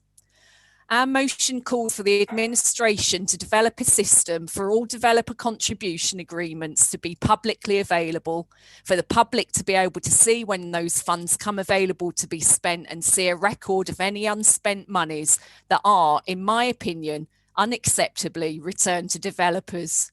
To improve ward councillor involvement in the Section 106 process, so the priorities of individual communities are taken into account during the negotiations with developers, and to request that planning officers roll out a programme of councillor training on the Section 106 process. We are glad to see that our colleagues on the administration benches have finally taken our advice that was included in both our budget amendments in 2021 and 21-22 and bought the essential software for the planning department required to effectively track Section 106 agreements and the spending of funds. We now need to make the systems and processes that sit around these negotiations and agreements as open and accessible to the public and councillors as possible. We can't afford to ignore this any longer. I urge you to support our motion. Thank you. Thank you very much, Councillor Douglas. Can I see those who wish to speak to, this is the full motion with both amendments included. So we're having a complete debate. Councillor Carr. Thank you, Lord Mayor. Can you hear me okay? I'm yes. Having with my internet connection tonight. Thank you, yes. Whilst I understand and generally support the majority of this motion, it does fail to recognise the two underlying fundamentals in the York office market. One, the first one, is that the pandemic is likely to cause a long-term shift in the balance between home working and office working, very much in favour of home working. In fact, the RICS Q4 2020 Property Market Monitor showed a reduction in demand for offices of 60%. Now that is probably the very most that it will drop by, but it's certainly an indication of the reduction in demand that is likely to occur going forward. The second point I want to make is that most of the office buildings in York are obsolete and do not provide modern standards such as air conditioning, large floor plates, and raised floors for tech installation. They are therefore unattractive to tenants. I would therefore suggest that the loss of these dated office buildings to residential use has little impact on the commercial health of the city. Moreover, it makes it more crucial that we encourage the use of York Central, the provision of office development on York Central, and I am pleased to note from the leader's report earlier that good progress is being made on this project. Finally, I'm surprised to see the Conservative group advocating the use of compulsory purchase powers. And as champions of spending restraint in local government, I wonder where they think the money is going to come from to fund CPOs. Thank you. Councillor Doughty. Thank you, Lord Mayor. It's an opportunity I can't refuse to respond. I'm very grateful to Councillor Pavlovich for taking my amendment as part of the motion. I believe this reflects the positive nature of the changes made, and Councillor Pavlovich is genuine as ever in wanting to make a difference. Nothing frustrates me more than when parties waste motions on political point scoring. I'm glad to see this does not do this. A brief respite, sadly, ahead of the two Lib Dem motions tonight. Personally, I wouldn't have been as keen on the Lib Dem amendments. We all know the importance of the local plan, but there's no reason at all why this motion cannot be supported, not least as Budget Council has just increased further funding towards the plan. This amendment has all the look of a wrecking one, so that there can be no action, and there it could have diverted resources from the local plan spiel will be given as the reason. I hope the Lib Dems will prove my concerns wrong on this element. I do very much agree with the thrust of most of the words of the motion. The one aspect I would have a slight issue to is drawing an entirely negative conclusion from permitted development in seeing some office space to residential conversion. I believe some conversions could be welcome in helping deliver more homes, and there will be more with the shift from office working prompted by the pandemic. These have not played any part of York losing high value jobs thus far, and obviously that's something we need to protect against, which most normally require the highest grade office space that has not in the main been converted, and to think it has would oversimplify problems we need to address. To touch briefly on my amendment element, the first part is quite straightforward in that I believe parish councils have a vital role to play, and they're frequently frustrated by the lack of transparency and accountability in section 106. I believe their help in tailoring local solutions will work well. The second part is what we believe the council is often too slow in the commercial property sphere and should be more proactive. Most commonly, the council will only look at buying something when prompted to, or when there is a lack of private sector interest. CPOs have rarely been used and only when forced. This wording would mean officers should seek to be more proactive in finding property solutions to help drive jobs and growth, enabled by the council's unique legal position and access to finance, but finance which of course must still be used carefully. Thank you, Lord Mayor. Thank you very much. Councillor Waller. Thank you, Lord Mayor. I think the motion is very important, and I'm grateful for the mover accepting the changes that have been contained within the amendments. In terms of the changes to permitted development rights on the high street, there was a letter sent off by the leader last year pointing out the unintended consequence of what the government was proposing. But since then, there has been consultation by MHCLG on changes to the planning regulations. And each time those come forward, I bring them to my decision session, and there's another session tomorrow. But on the 26th of January, the proposed response from York was provided on the permitted right to change use from retail to residential, and specific discussion was made about the impact on the city centre, that the empty spaces, the voids above ground floor, we would wish to see full use being made of these. But as with the Grimsey report, which has looked at the impact of changes with the internet and out-of-town shopping on retail, and that Grimsey report has been updated to take account of COVID, that local authorities should still retain the powers on those areas where ensuring a vibrant footfall is essential, rather than the presumed government view of turning everything into a monoculture. So as per the plans for York Central, where there would be more mixed use, there'd be retail on and business on the ground floor and residential above, that the same principles would apply within the historic core, recognizing that there are conservation issues because York is special.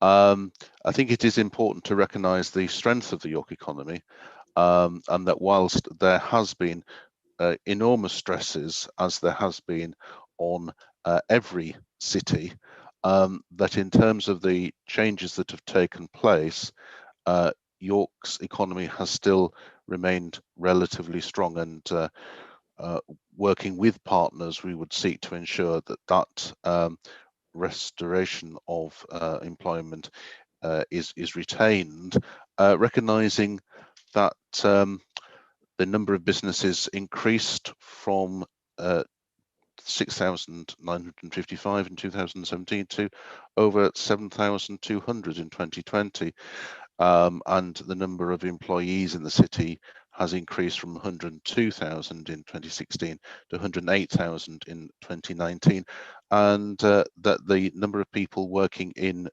retail as a proportion of the whole employed population is decreasing and stood at 7%. So I think it's important.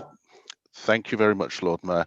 So I think it's important that the motion recognises the strength of the economy, whilst also ensuring that the things that make York special are retained. Thank you very much indeed. Councillor Craghill. Thank you, Lord Mayor. I am very happy to support this motion. The power to decide whether or not it's appropriate for a particular block of offices to be converted to housing accommodation should remain with local planning authorities, who know their local areas best and who should be able to require planning contributions if the decision is to approve. As recent reports from the LGA, the Local Government Association, have confirmed, the government's permitted development rights legislation has had a very damaging impact across the country and represents a significant potential loss of affordable housing that could have been secured via the planning process if this legislation were not in place. In York, officers estimate that since 2015-16, the PDR legislation has resulted in the potential loss of more than 80 new affordable homes or their equivalent in commuted sums across a number of schemes. And whilst this figure could have also been affected by vacant building credit, another unhelpful government policy, and some other factors, it is still a significant loss, which could also increase in future, of course. Well, it's likely to. The current PDR process not only means that numbers of affordable homes are lost, but also, as other people have said, it is more difficult for the planning authority to control the quality of the new homes that are delivered. Increasing the quality and number of affordable homes in the city is a top priority for this administration, and we have lobbied strongly in our response to the government's planning for the future consultation for consideration of affordable housing requirements to be included within PDR approvals. Whilst the Council's housing delivery programme is leading the way with double the planning requirement of affordable homes, and some other sites are now starting to come forwards with more significant affordable proportions, there is still a long way to go, and it would really help if the government would stop deregulating the planning system, support local democratic decision making, and invest directly in sustainable, affordable housing. So for those reasons, and for the other parts of the motion too, I am very happy to support this motion. Thank you very much. Councillor Fenton. Thank you, Lord Mayor, and thank you to Councillor Pavlovic for this very timely motion and for agreeing to incorporate the Lib Dem Group's amendment. I think, as other speakers have said, the issue at the heart of this debate is really the loss of democratic oversight in the planning process, which seems to be a bit of sort of death by a thousand cuts, and this approach of dismantling the planning process by stealth seems to continue. Last year, the Town and Country Planning Regulations introduced a further shift, this time in changes to the use classes system. What this represented was a further shifting control away from local authorities and towards an even less regulated environment. So under these most recent changes, a new use class E was created, which is described as commercial, business and service premises. And into this has been amalgamated the former B1 office use class. What this will permit is a further loss of office premises, which can be converted into other uses with no democratic oversight. And it may well be that for some of those office spaces which are deemed not to meet current requirements, that a conversion would be appropriate, and that would obviously be supported. But it's a lack of oversight that really is the key concern for us.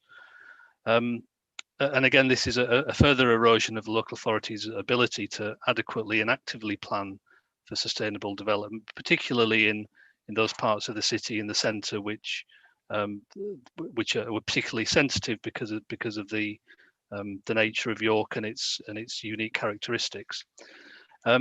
I don't think anyone would disagree that the planning system could do with reform, but this really should be through empowering local authorities and communities and not sidelining them. And this isn't a message that is coming from any political parties of councils of all parties and none have raised similar concerns, and I do hope the government will listen.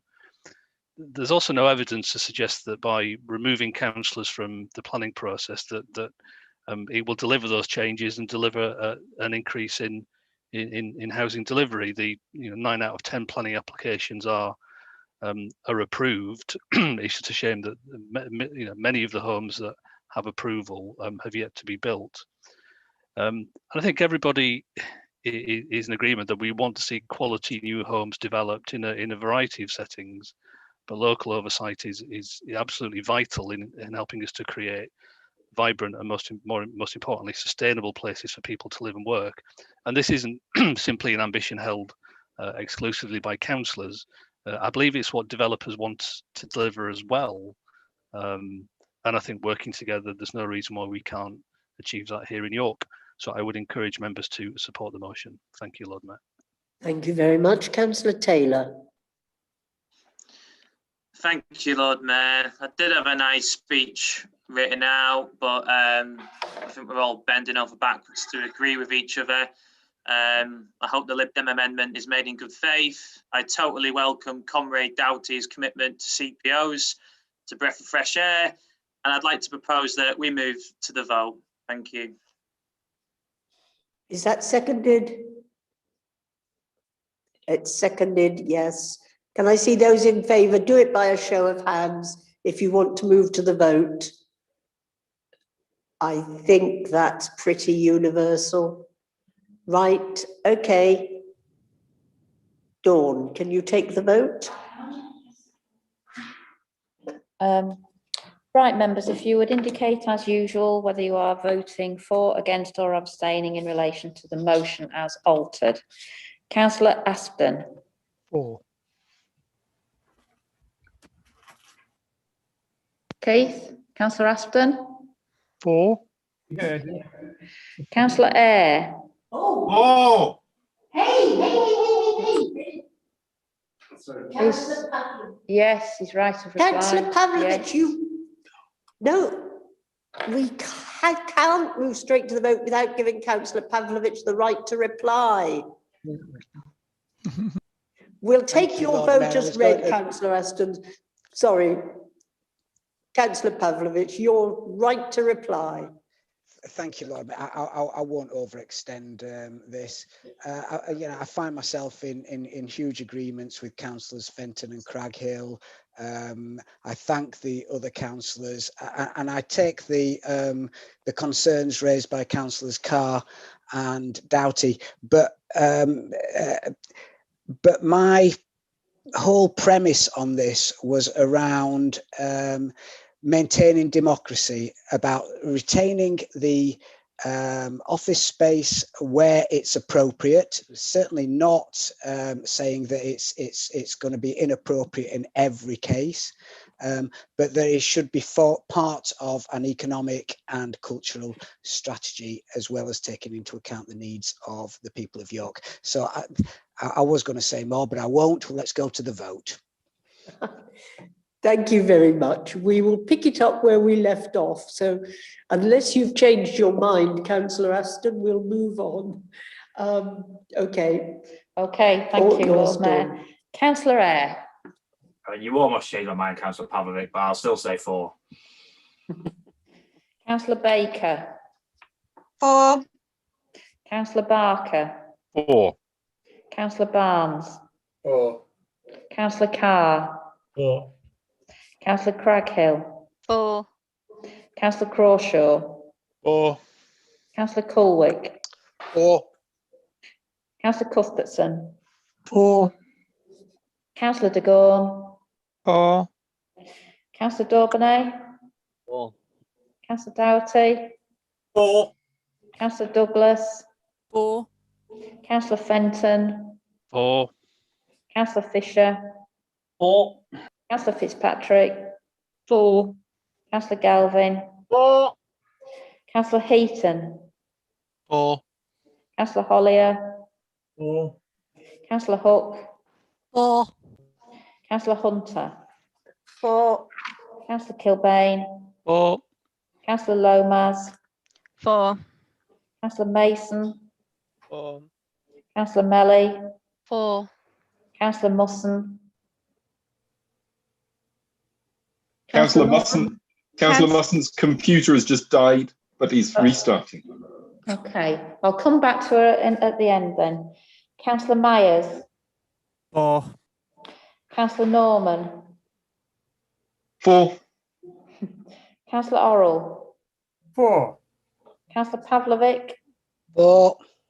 Councillor Pearson. 4. Councillor Perrott. 4. Councillor Rowley. 4. Councillor Runciman. 4. Councillor Smalley. 4. Councillor Dave Taylor. 4. Councillor Callum Taylor. 4. Councillor Vassey. 4. Councillor Waller. 4. Councillor Wan. 4. Councillor Waters. 4. Councillor Wardby. 4. Councillor Webb. 4. Councillor Wells. 4. Councillor Widdowson. 4. Councillor Musson, are you back with us? No, okay.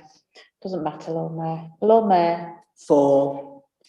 Okay. I think we Yes. do have an overwhelming, We do. unanimous majority on that Yeah. one. So Yeah. thank you all very much.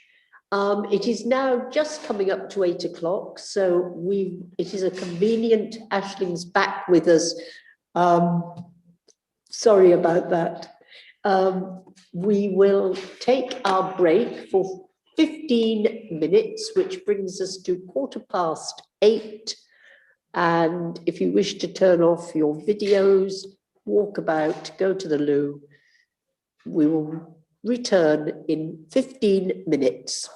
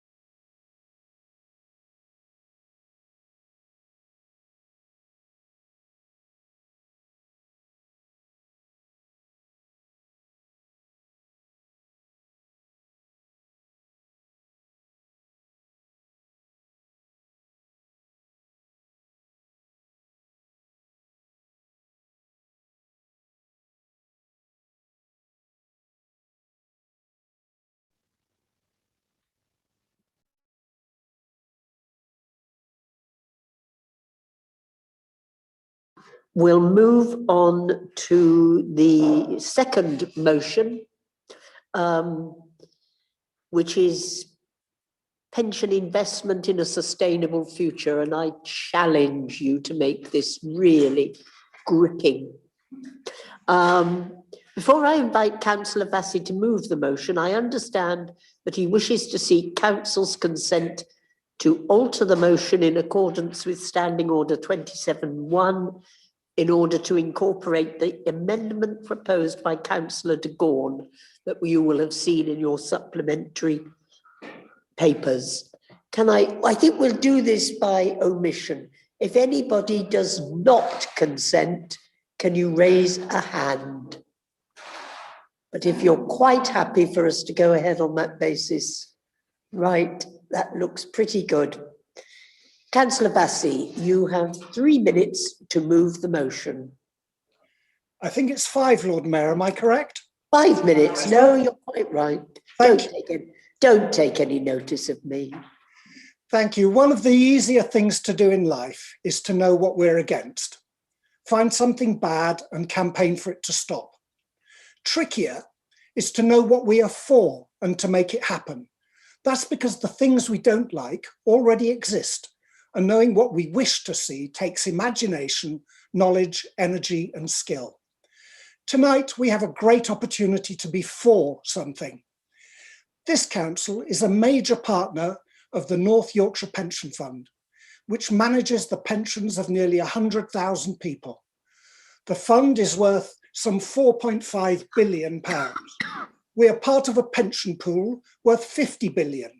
Such huge sums change the world, and I serve on the fund committee on your behalf. On the 6th of March, the Pension Fund Committee changed its strategy to reduce its equity holdings and to invest 10% of the fund, some £450 million in infrastructure. Tonight, we can encourage the committee to invest much or most of that money in green infrastructure. Think about it. Here in York, we wrestle with how to finance our zero carbon pathway. Regionally, we've declared with North Yorkshire County Council the ambition to create the first carbon negative region in the UK. And with our local enterprise partnership, we're creating a roadmap to this future. Infrastructure is key to so much. As we emerge from the pandemic, regional investment will deliver carbon reductions, a financial return, and thousands of jobs. Why wouldn't our pension fund use some of its financial muscle to help? What is green infrastructure? It's renewable energy, new public transportation networks, smart energy grids, wide area networks, electrification of vehicle transport, green hydrogen, district heating, flood mitigation, new forests, new carbon leisure opportunities, low carbon energy opportunities, biodiversity rich business parks, low carbon energy, wildlife corridors, retrofitting homes to alleviate fuel poverty, zero carbon new homes, and more. Plenty to invest in then, across the country and around the world, as the EU, the US, and other nations all commit to a zero carbon future. This month, Border to Coast, the pension pool managers for us, for the committee, advised our fund committee that green infrastructure investments deliver an annual return of around 7%. Fossil fuel investments are losing money. The pool presented us with national and global green infrastructure investment opportunities worth hundreds of millions. Some of you are thinking, but isn't the fund's responsibility to money?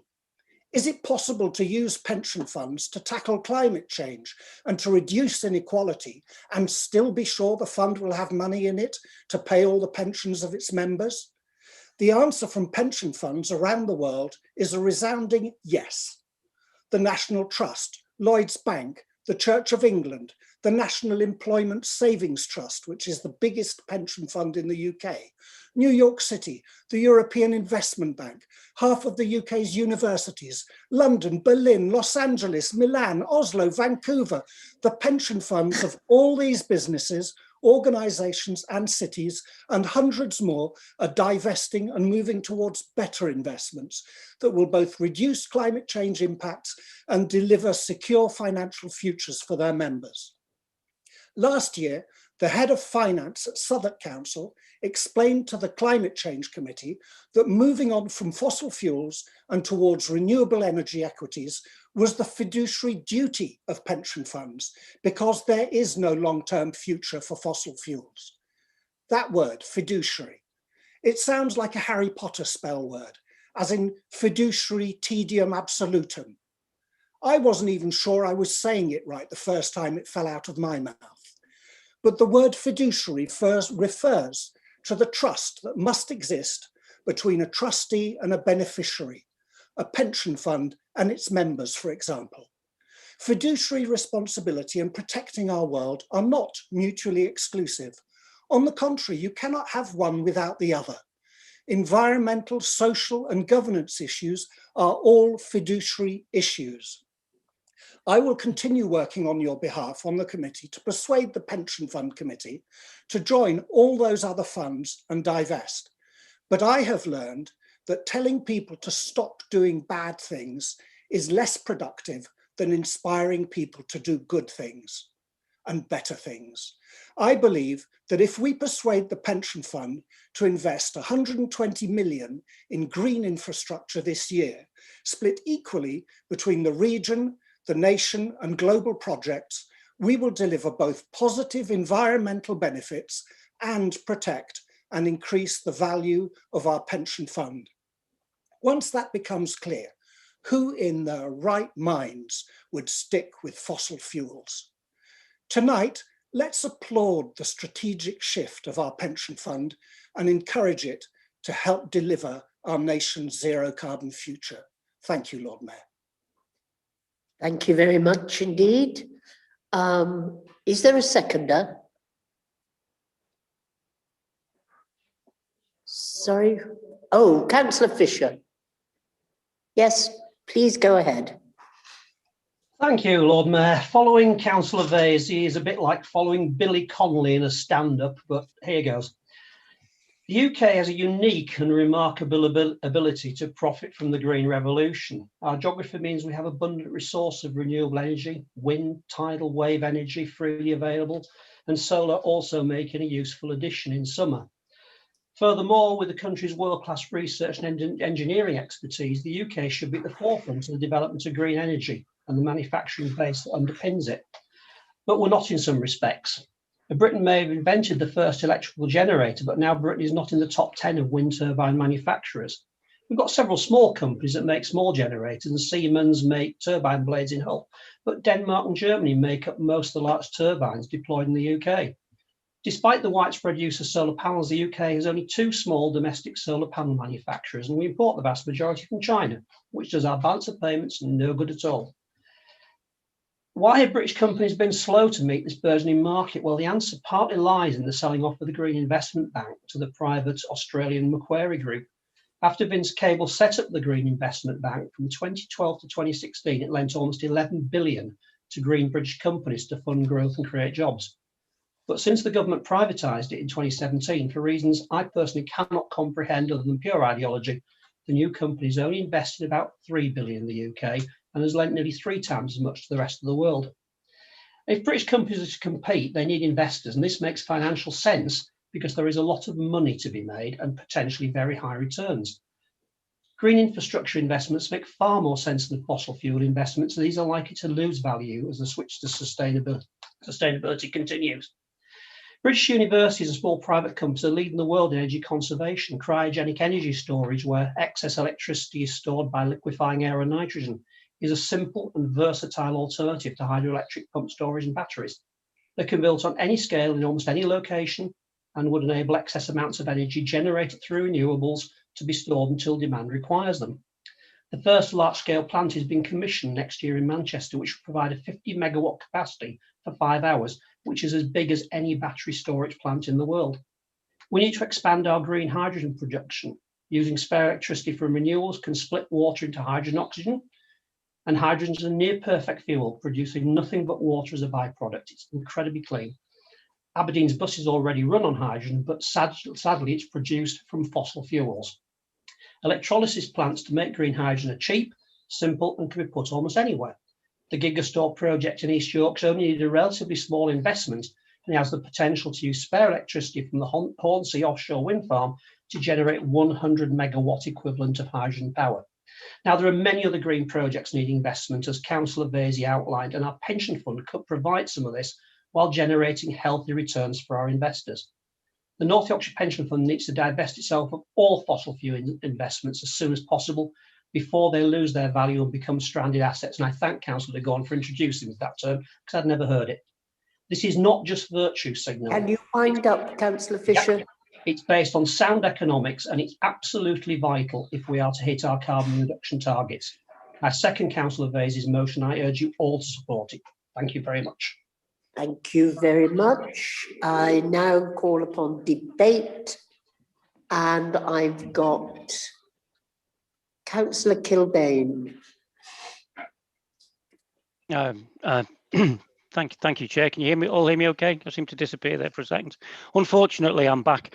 The Labour Group support this motion, including Councillor de Gorn's amendment. I'd like to thank Councillor Vassie for the work that he's done on it, and also Councillor Fisher. Appreciate all the analysis. I suppose the question that we've got is what do you think it's going to achieve? Because those of you in this virtual chamber who are fond of telling me you've been around for a long time will remember, we've been here before and we haven't got that much to show for it really. So if we looked at the council motion from Councillor Cuthbertson back in 2018, as amended by our own Councillor Barnes, which called for words to be put into action for divestment from pension funds. Or we could ask Councillor Barnes himself what happened to his 2016 petition calling on the City Council to freeze investment in climate change. Or we could ask Councillor Waller. He had a successful motion in 2015 tackling climate change, seconded by Councillor Orrell, and actually substantially amended by Councillor Craghill, specifically calling for a total disinvestment option when it came to the pension funds, and I think that was referred to A&G. We're not entirely sure what happened to it after that. Maybe Councillor de Gorn could nip into the other room and ask Councillor Craghill what happened to it, and then we could all find out. So you know, we are a little surprised that this motion has come before council tonight, given that it's already pretty much council policy to do it, just that nothing's happened on it yet, really. Given that it's been policy for 6 years, I guess the question that we've got to ask is why it hasn't happened, and why all the good intentions, and I'm sure everybody or most people in this chamber haven't been put into practice. And I think that's because taking action on this actually means tough political and economic choices. Pension companies are there to maximise the return for their investors. And you know, that's the way a capitalist economy works, isn't it? You know, capital has to maximize its profit, and in a lot of cases, to hell with the long-term consequences. You know, that is, after all, what has delivered us the climate emergency that we're living in. Now, you know, if you believe in the climate emergency, and I accept that some people in this chamber don't believe in the climate emergency, but clearly Councillors Vassie and de Gorn do. If you believe in it, then you know, you've got to take actions that take on those deeply vested, powerful interests. You know, we live in a fossil fuel, oil-dependent economy. They're at the heart of the economy, and pension companies are one of the engines of that economy. And you have to take them in, you have to take them on. And, you know, a lot of those companies are heavy investors in our political parties. And I think the same applies on a council level. You know, why we haven't delivered. I will do. I'm just finishing off now. You know, why we haven't delivered that on a council level is that also takes tough choices. And sometimes when politicians have taken tough choices, there's been people in this chamber that have poured scorn on them for short-term political gain, and they're the interests that we're tackling. But yeah, we'll be supporting this motion, and we'll try and see it through this time.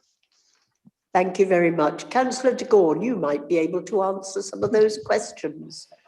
I'm not going to attempt to refer to those.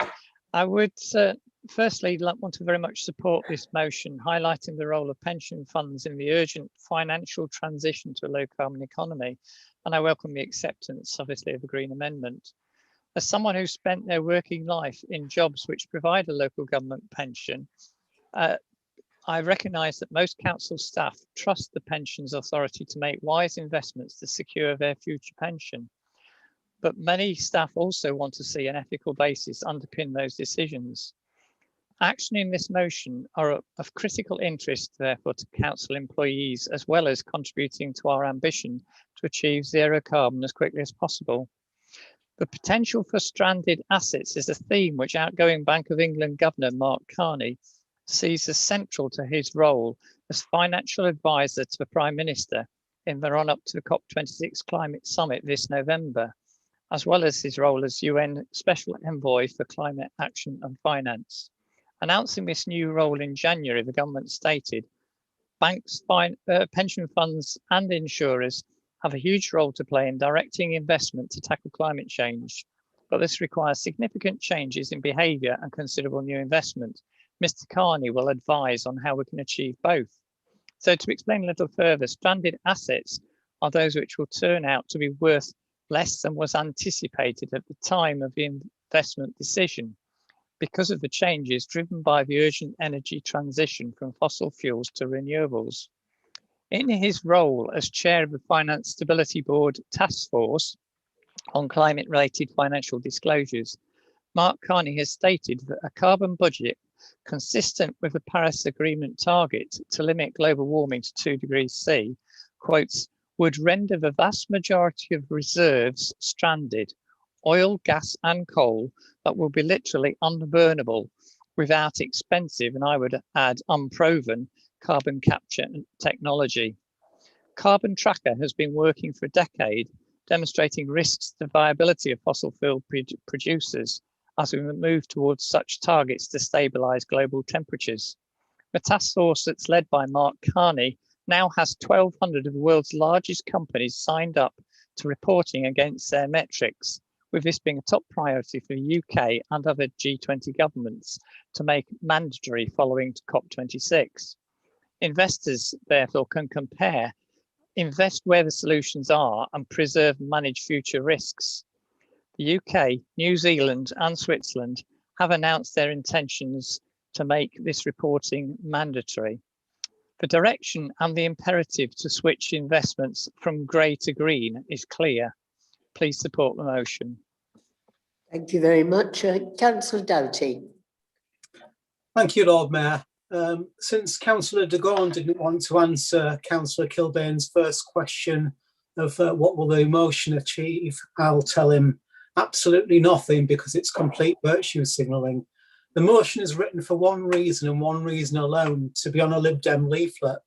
It will achieve nothing at all with just one supposed action point, and the motion amendment misunderstands the way financial markets work and how the North Yorkshire and York Pension Fund operates. Firstly, the motion lives in a lovely simplistic binary world where all investments are either fossil fuels or not. In reality, this is not the case, and although there are some companies and funds which avoid fossil fuels, it's not many, and in reality, most companies are energy rather than, for example, oil, and are changing. Of course, so-called green investors pulling the plug on such companies would likely mean they see less point in moving from fossil fuels, rather than if they have concerned investors wanting to go on that journey. Although we support the climate emergency and action on it, the move away from fossil fuels is nothing like on the scale Councillor Vassie seems to believe. The pension fund has long based its decisions on investment merit rather than any preferences. This remains the right view, and if it is to change, surely consistent with our public health messages world, we could also not invest in tobacco stocks. Companies that are not living wage will presumably soon be banned, and we would no doubt soon go to a protectionist type world of only investing in local companies. Encouraged by the government, the pension fund has for a number of years been planning to boost infrastructure assets. This is the right thing, as with certain cash flows and generally low risk, they're an ideal asset class for pension funds. Some will worry about the premiums to net asset value that listed infrastructure funds are on, but our fund has more scope and with large amounts can be choosier. Would we like to see more infrastructure investment? Yes.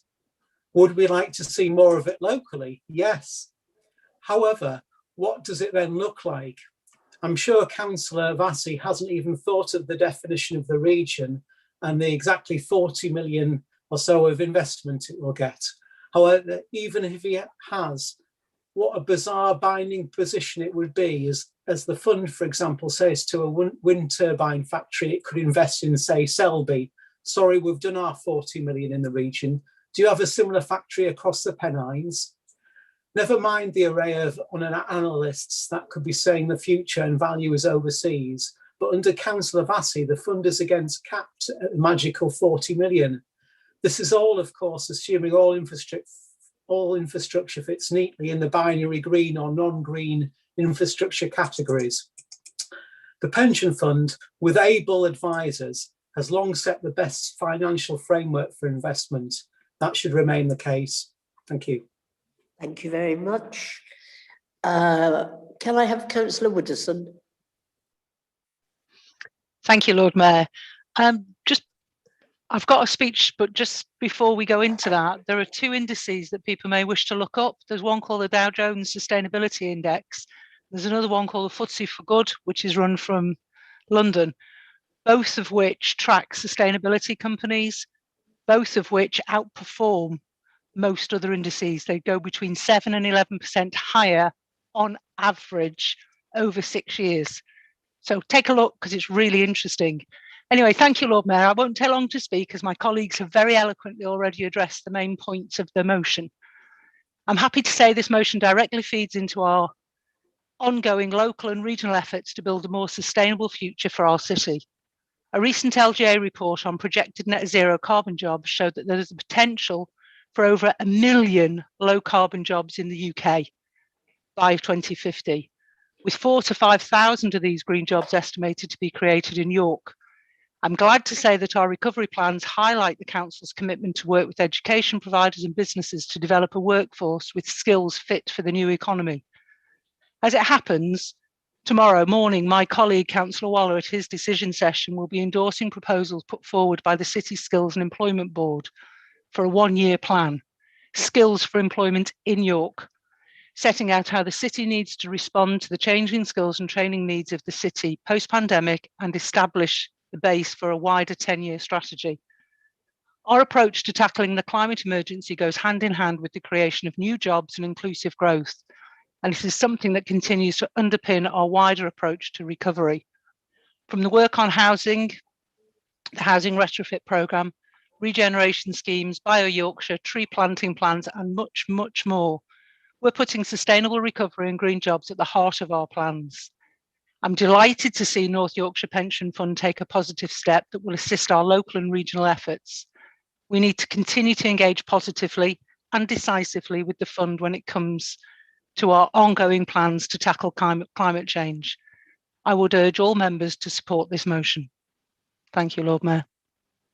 Thank you very much. Councillor Cuthbertson. Yeah, thank you, Lord Mayor. I'll be brief. I had the privilege of serving on the Pension Fund Board from 2015 to 2019. Now, the board is a scrutiny body and is not one which makes investment decisions. But I did take the trouble to find out a bit about how the Pension Fund Committee was working in that period. And you may be surprised to know that in 2012, the pension fund as a whole was less than 100% funded. In other words, it couldn't meet its liabilities. It was actually down to less than 80% funded. In the 9 years from that point, with some very careful investment decisions, which you wouldn't agree with on sustainability grounds, but were necessary for the success of the fund, the funding in 2019 ended up in excess of 100%. That allowed some relaxation of investment flexibility. And it would be really good if one of the two of those people who've made critical noises tonight had actually been involved with the pension fund, either the board or the committee, in that 9-year period.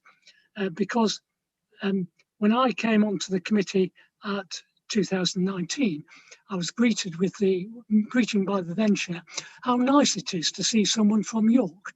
It's very interesting that people from York had been more noticeable by their absence than their presence.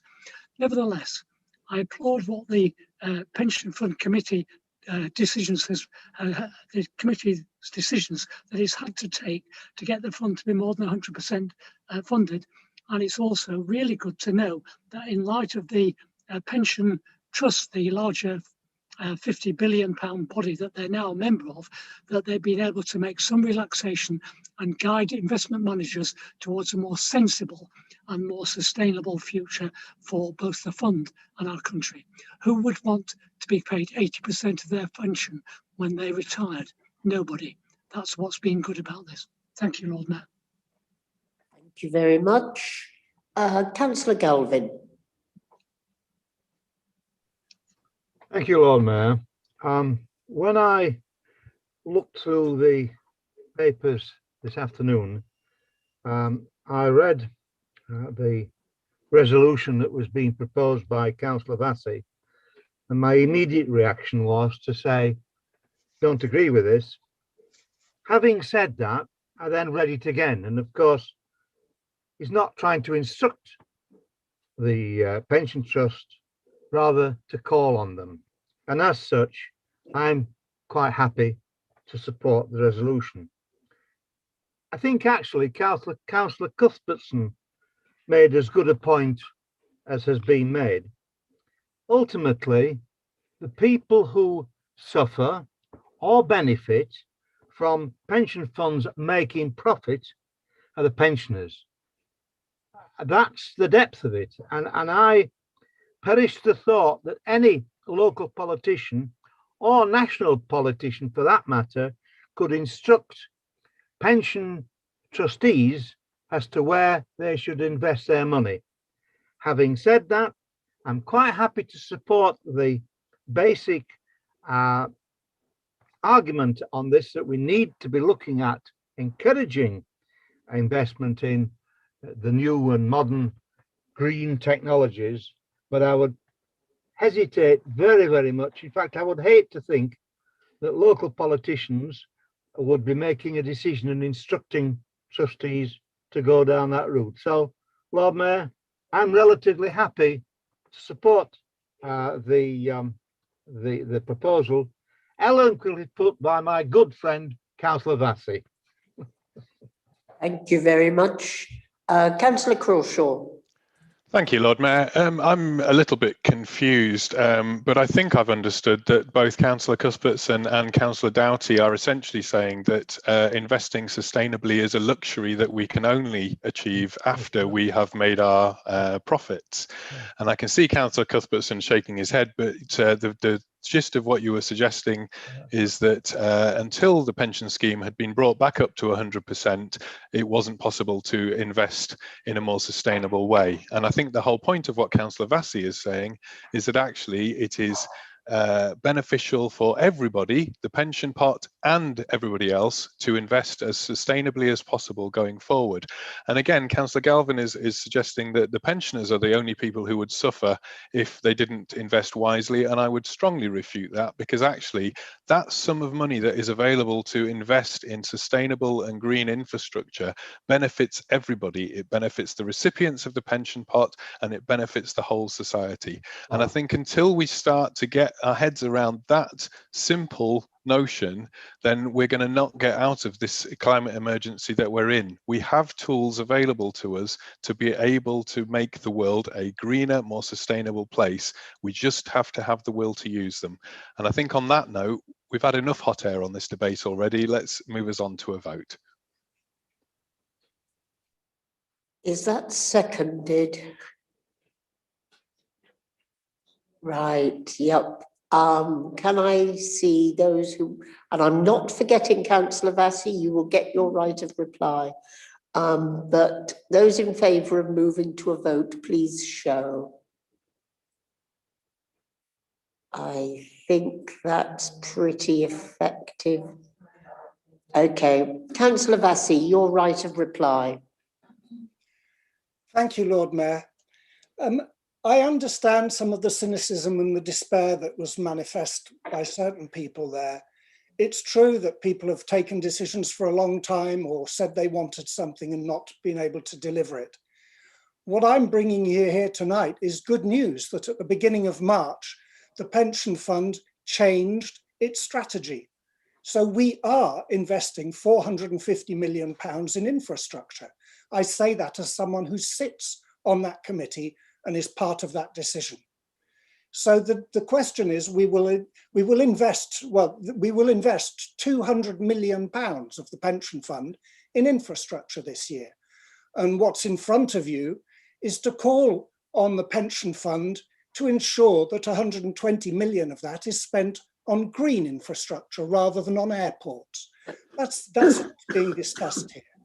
And I think we've got we can make this happen. Councillor Galvin points out that he doesn't really like the idea of local politicians making decisions. But the truth of it is the pension fund is 12 councillors making decisions. That's who does it. Councillor Doughty says, what will it achieve? Nothing, and that it's a Lib Dem party political scam. I would remind him that the Pension Fund Committee has 12 members, 10 of whom are Tories, one who's a Lib Dem and one who's an independent. So I don't buy that argument at all, Councillor Doughty. I also find it a little odd to be lectured on this when the public records this month showed that the previous, or two of the previous Conservative leaders of City of York Council, who both sat on the pension fund, attended a total of 0 planning and development and strategy meetings during their time on the pension fund.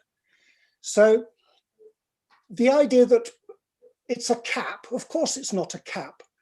It is currently the pension fund spends nothing on green infrastructure, but the pension fund in its wisdom, with councillors of all parties, or of 3 parties I should say, has decided that yes, the time has come to do better.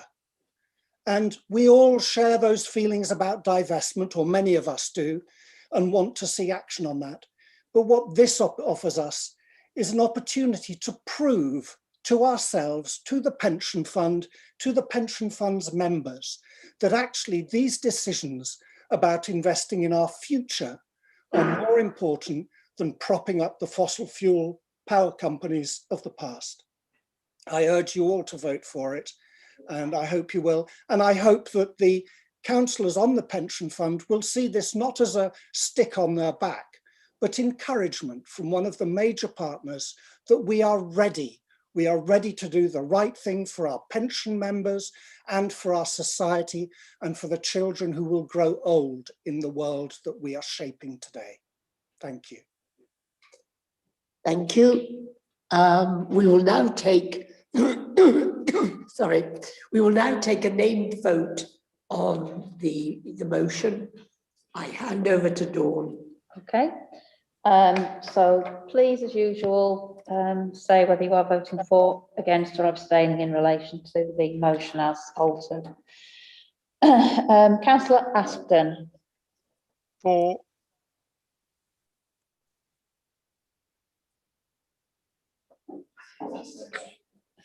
Yeah. Councillor Aspden.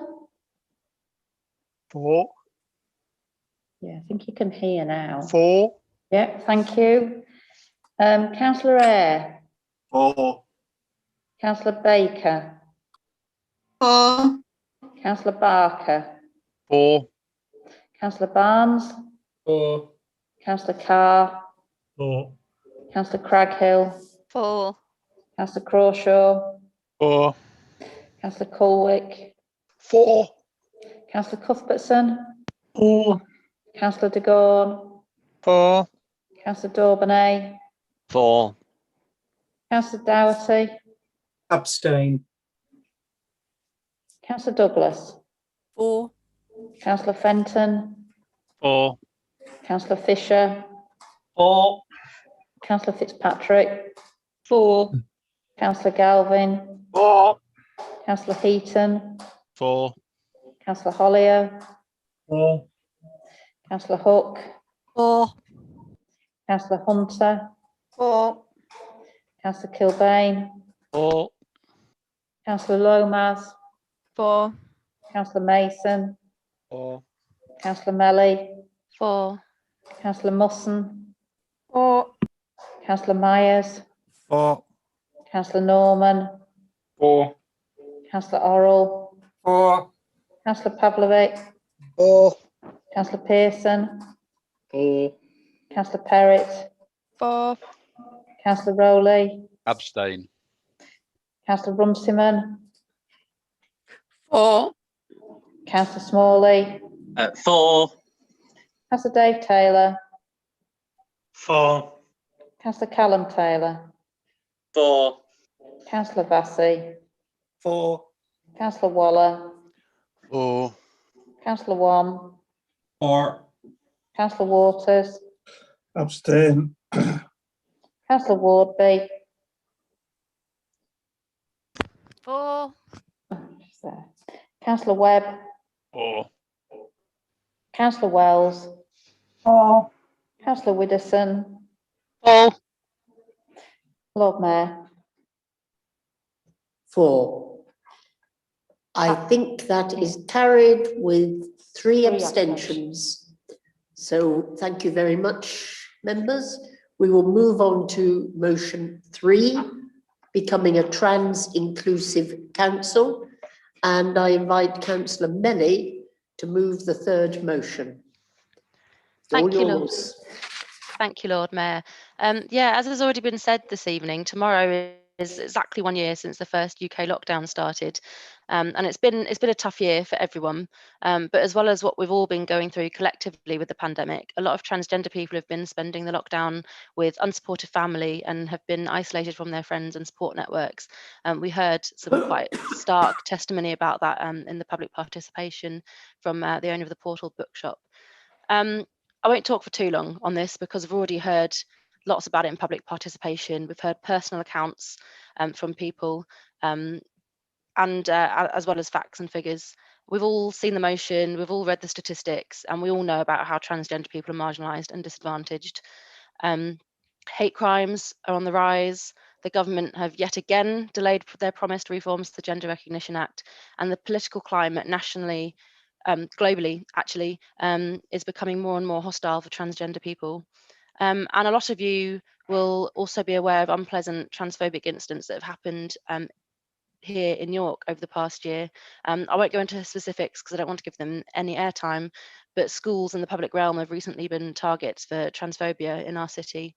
And when these specific incidents have happened, the council have responded well and swiftly, which is great, and I welcome that, but we need to do more. So yeah, please let's pass this motion and implement the changes in it, because it's really time for something positive. We've heard in public participation from some local groups and the great stuff that they've been doing. Let's support that, let's build on that. So please vote for this motion and send a clear message of support for the transgender community. Let's fly the trans pride flag. Trans Visibility Day is only about a week away, so it's the perfect time. Let's set the tone and make a clear statement that we are an inclusive, diverse city, and back it up with simple changes that we can all do to make sure the council services are inclusive and accepting of everyone. Thank you. Thank you very much. Is there a seconder? Yes. Councillor Norman. Thank you. It's a great privilege to be able to second this amendment tonight. We've already heard from many in the trans community in our city, and I thank them for their valuable contributions. Those are the voices that I hope councillors listen to tonight. I know that our city has communities with it of incredible resilience, pride and unity.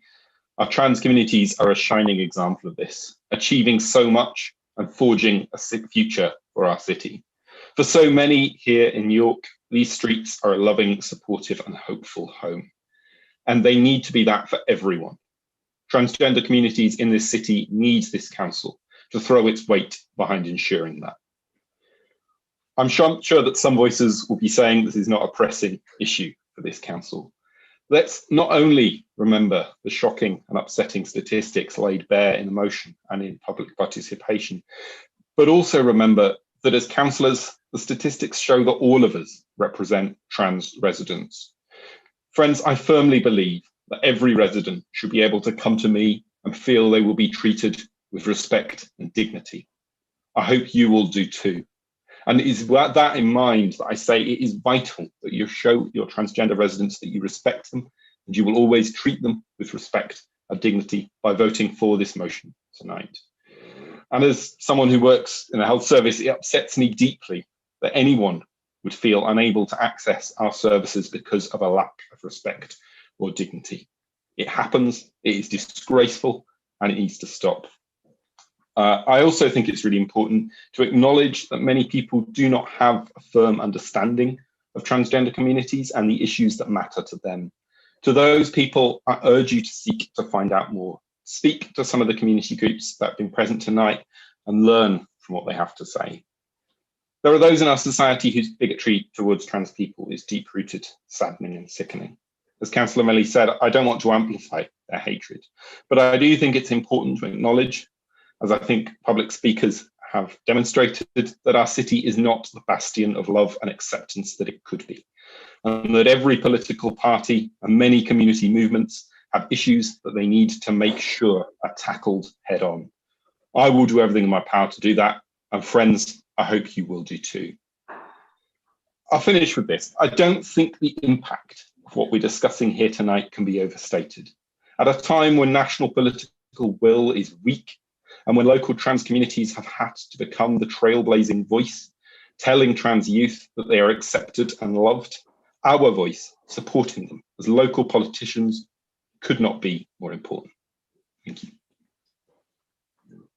Thank you very much, Councillor Norman.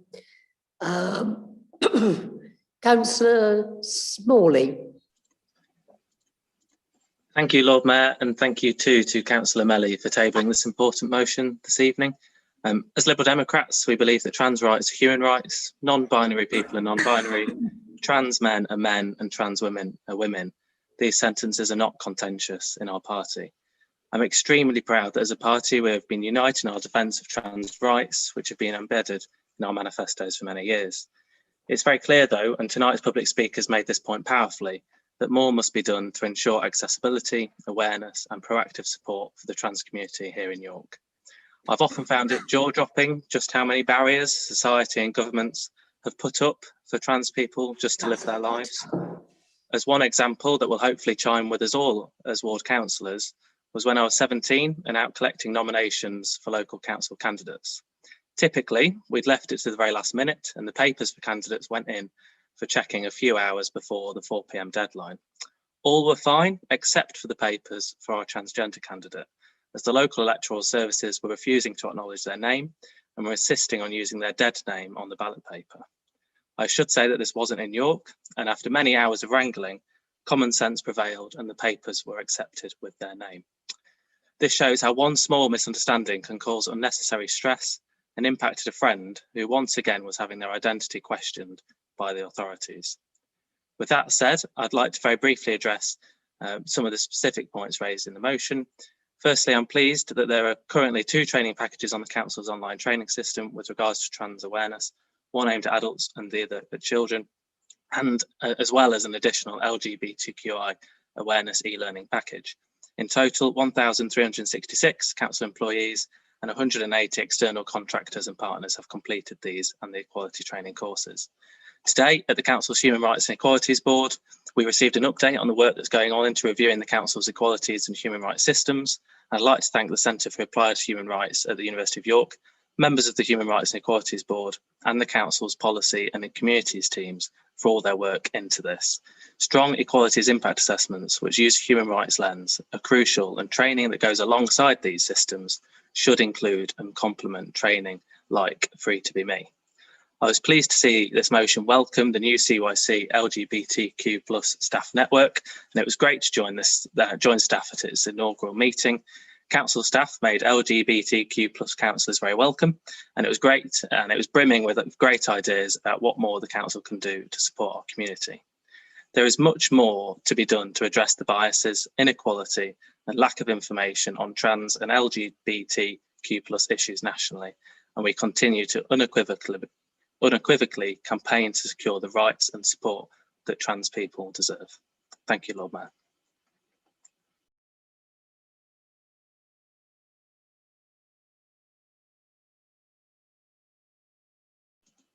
I think you might be on mute, Lord Mayor.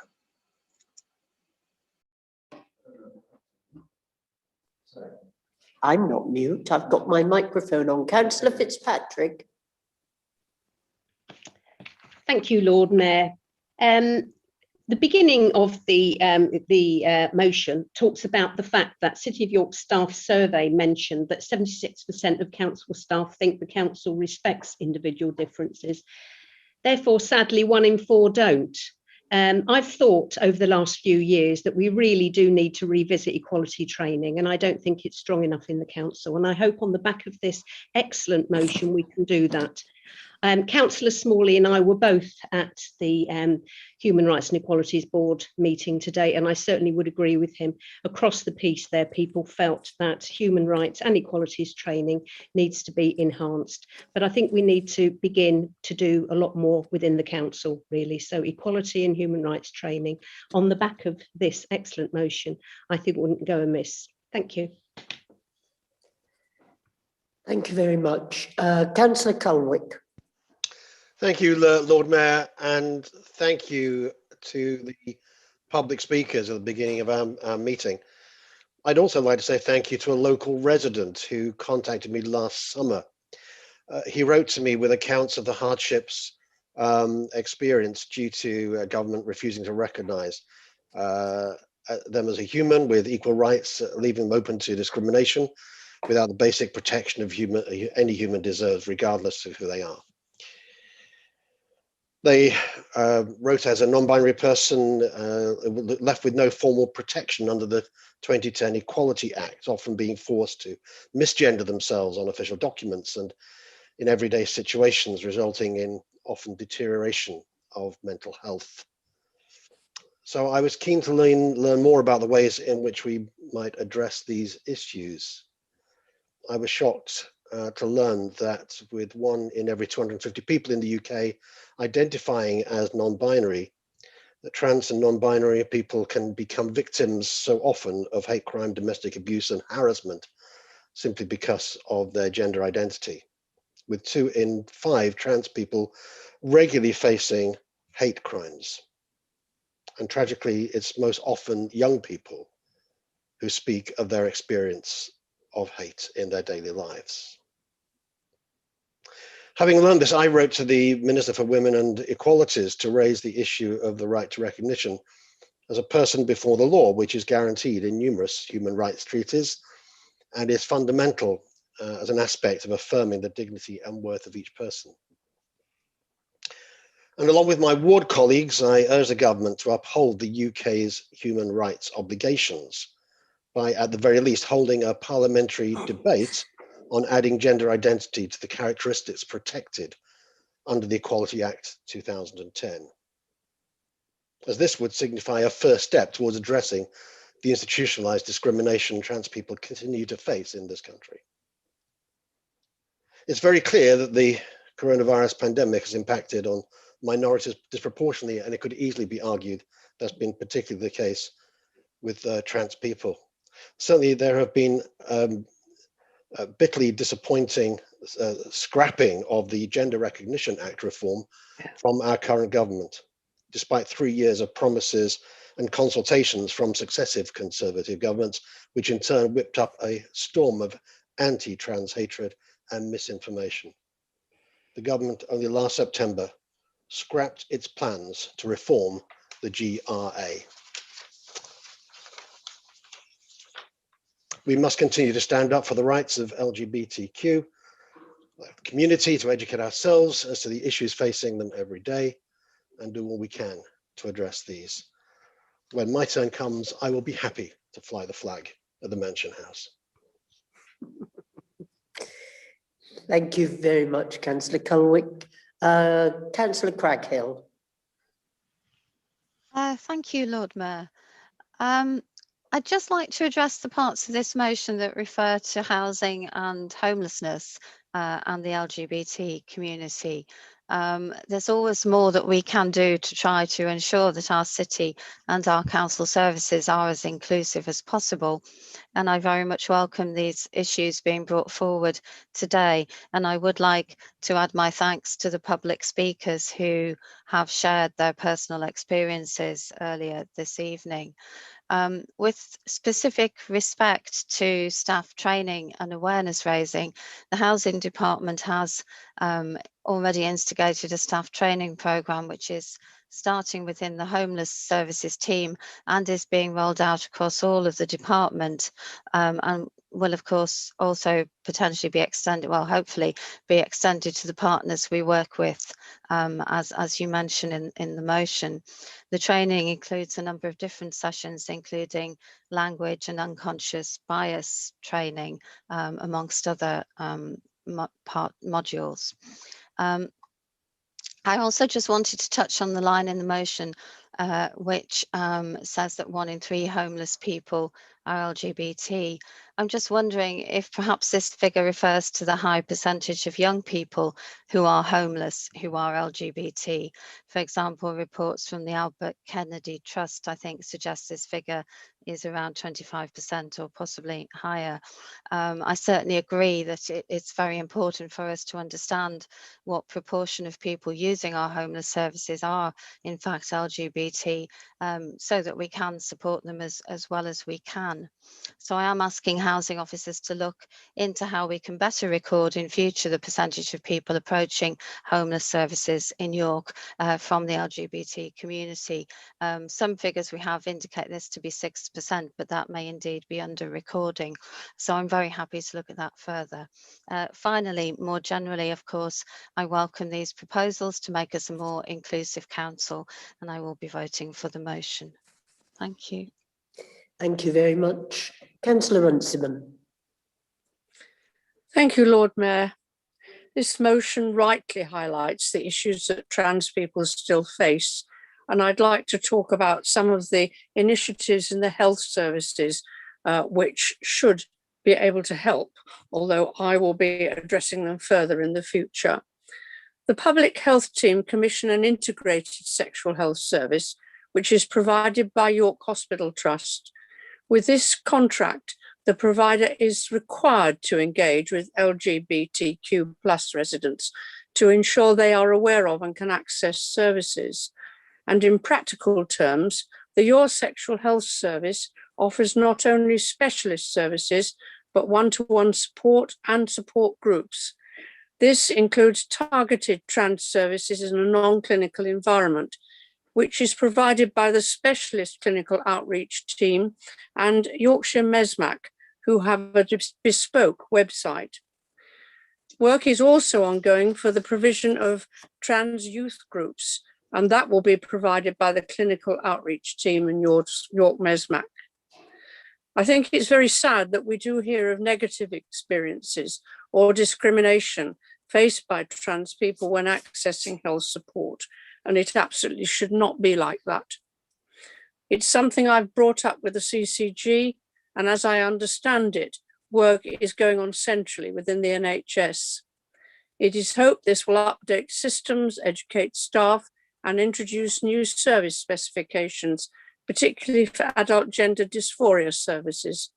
Undoubtedly more must be done, and this is something we continue to call for nationally.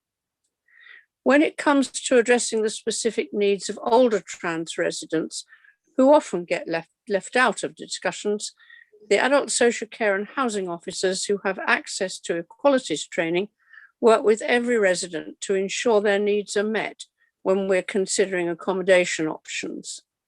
And as the motion notes, when carrying out research into what is important to older people about how and where they live in their later years, we ask about the importance to them of living with others in the trans community. This specific outreach work is carried out through a group called Aging Without Children, who many of us will know, who have a high representation from the trans community. We are also working to support a women's community build group who are wanting to build specialist older persons accommodation for ageing members of the trans community. Finally, in regards to the need for foster carer code of conduct, there is bespoke training for carers, and that's based on the needs of the young person in placement, and more generally through skills to foster training, as well as the use of e-resources. We have certain carers who have skills and experience when it comes to trans issues, who act as buddies for other carers who may need it. There will always be more that needs Can doing. you wind up, but Councillor? yes, I'm on the last sentence, Lord Mayor. And we know that trans people face obstacles when accessing services. So we're very happy to support this motion. Thank you, Lord Mayor. Thank you very much. I've got no further speakers. So Councillor Melly, it's your right to reply. Thank you, Lord Mayor, and thank you to everyone for so vocally offering support to the transgender community, and also in so many specific ways in so many different departments. It's so important, and everything you've said about all the training and all the support services that are already available is really important, but also what's important is sending that message really loudly and clearly, because it's about perception, not just about reality. So I'm really pleased to hear about the training that is going on in homeless services, for example, but people accessing those services need to know that it's happening because of preconceptions and hangovers from previous behaviours which have been unacceptable. I think that's all I want to say on it. Thank you very much. Thank you very much. I will now call upon a named vote on motion number 3. Okay. Thank you, Lord Mayor. As usual, members, please indicate whether you are voting for, against, or abstaining when I call your name. Councillor Aspden. For. Hey, that worked. That worked. Councillor Eyre. For. Councillor Baker. For. Councillor Barker. For. Councillor Barnes. For. Councillor Carr. For. Councillor Craghill. For. Councillor Crawshaw. For. Councillor Colwick. For. Councillor Cuthbertson. For. Councillor de Gorne. For. Councillor Daubeny. For. Councillor Doughty. For. Councillor Douglas. For. Councillor Fenton. For. Councillor Fisher. For. Councillor Fitzpatrick. For. Councillor Galvin. For. Councillor Heaton. For. Councillor Hollier. For. Councillor Hook. Councillor Hook. For. Yes, she's there. For. Thank you. Councillor Hunter. For. Councillor Kilbane. For. Councillor Lomas. For. Councillor Mason. For. Councillor Melly. For. Councillor Musson. For. Councillor Myers. For. Councillor Norman. For. Councillor Orrell. For. Councillor Pavlovic. For. Councillor Pearson. For. Councillor Perrott. For. Councillor Rowley. For. Councillor Runciman. For. Councillor Smalley. For. Councillor Dave Taylor. For. Councillor Callum Taylor. For. Councillor Vassey.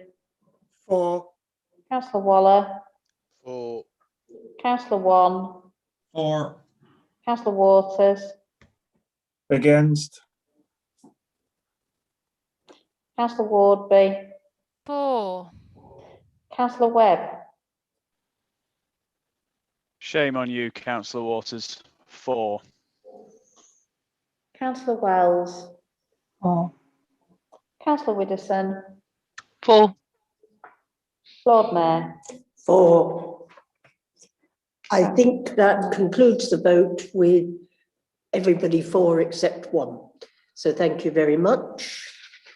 I now come to the last motion on our order paper, Councillor Mason, I'm asking you to move the fourth motion dealing with fair funding for police and fire services. Thank you. Thank you, Lord Mayor. I'm pleased to have the opportunity to propose the Liberal Democrat motion calling for a fair deal for York and North Yorkshire's police, fire and rescue services. I'll not be seeking to address organisational, governance or legal discussions that have been rightly taking place over the last few weeks in the light of the collective discussions about the urgent reforms that do need to be brought forward to protect women. But I will tonight speak on funding inequalities and long-term investment needed for local and regional services. Let me begin by thanking all those working in these crucial services, particularly in this year that's seen them tackling not only the pandemic, but also floods and wildfires on top of their usual duties. North Yorkshire Police have played a key part in our city and the wide efforts to tackle the pandemic over the last year. We often hear that from residents that their concerns about crime and safety in their local areas. The answer to the concerns of those communities is quite simple. It's to improve community policing with more resources, not less. Our local police service is continuing to do an incredible job against a background of years of underfunding. Despite the current government's empty political slogans of supporting policing and investment speaks much louder than the words. The Home Office is allocating £73 per head more for police services in London than Yorkshire this year, while pushing the responsibility to fund these crucial services onto local communities via council tax precept increases. In real terms, North Yorkshire Police are now £18 million a year worse off than they were in 2008.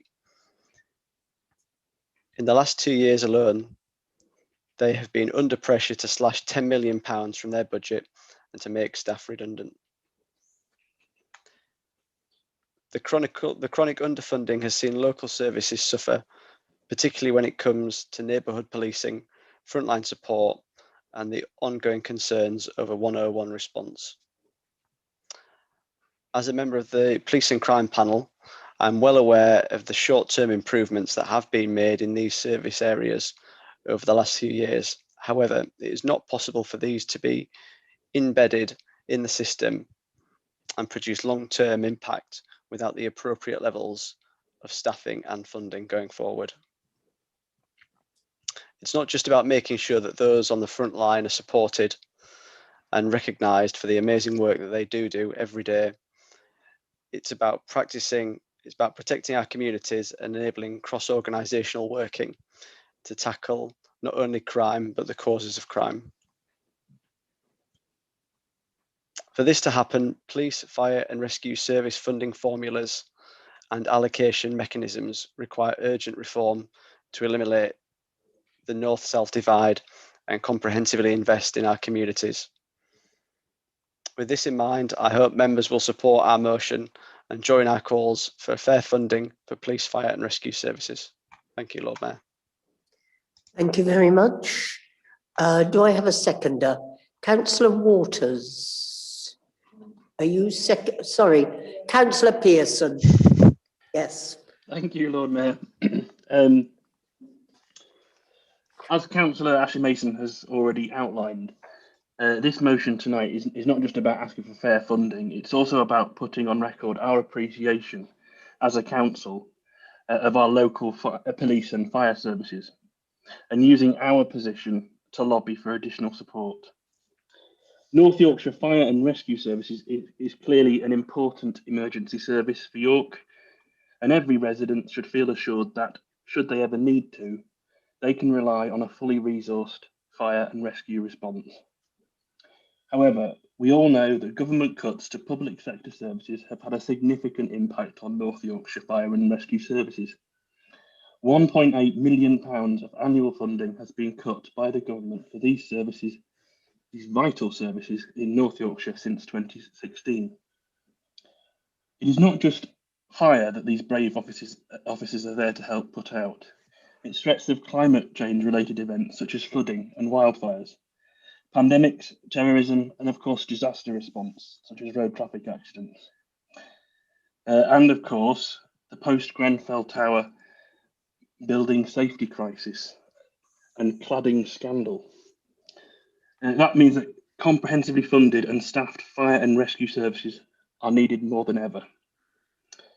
The past few months have seen a nationwide and local discussion on fire safety, regulatory reform, and of course the cladding crisis, nay scandal.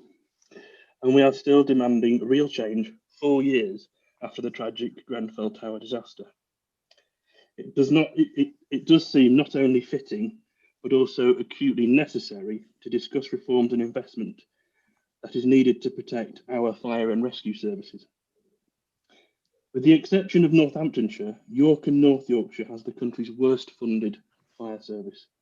This not only impacts on the frontline services, which covers a large geographic area, but also limits the investment that can and should be made to develop the service and secure the longer term financial stability and sustainable local service provision. Our motion tonight calls on all councillors to come together and with a united voice call on the government to not leave our region behind, to provide the urgently needed investment and long-term funding reform. I hope that colleagues will join me in supporting this unamended motion tonight. Thank you, Lord Mayor. Thank you very much. I do have an amendment for this motion from Councillor Rowley. Councillor Rowley, are you going to move the motion?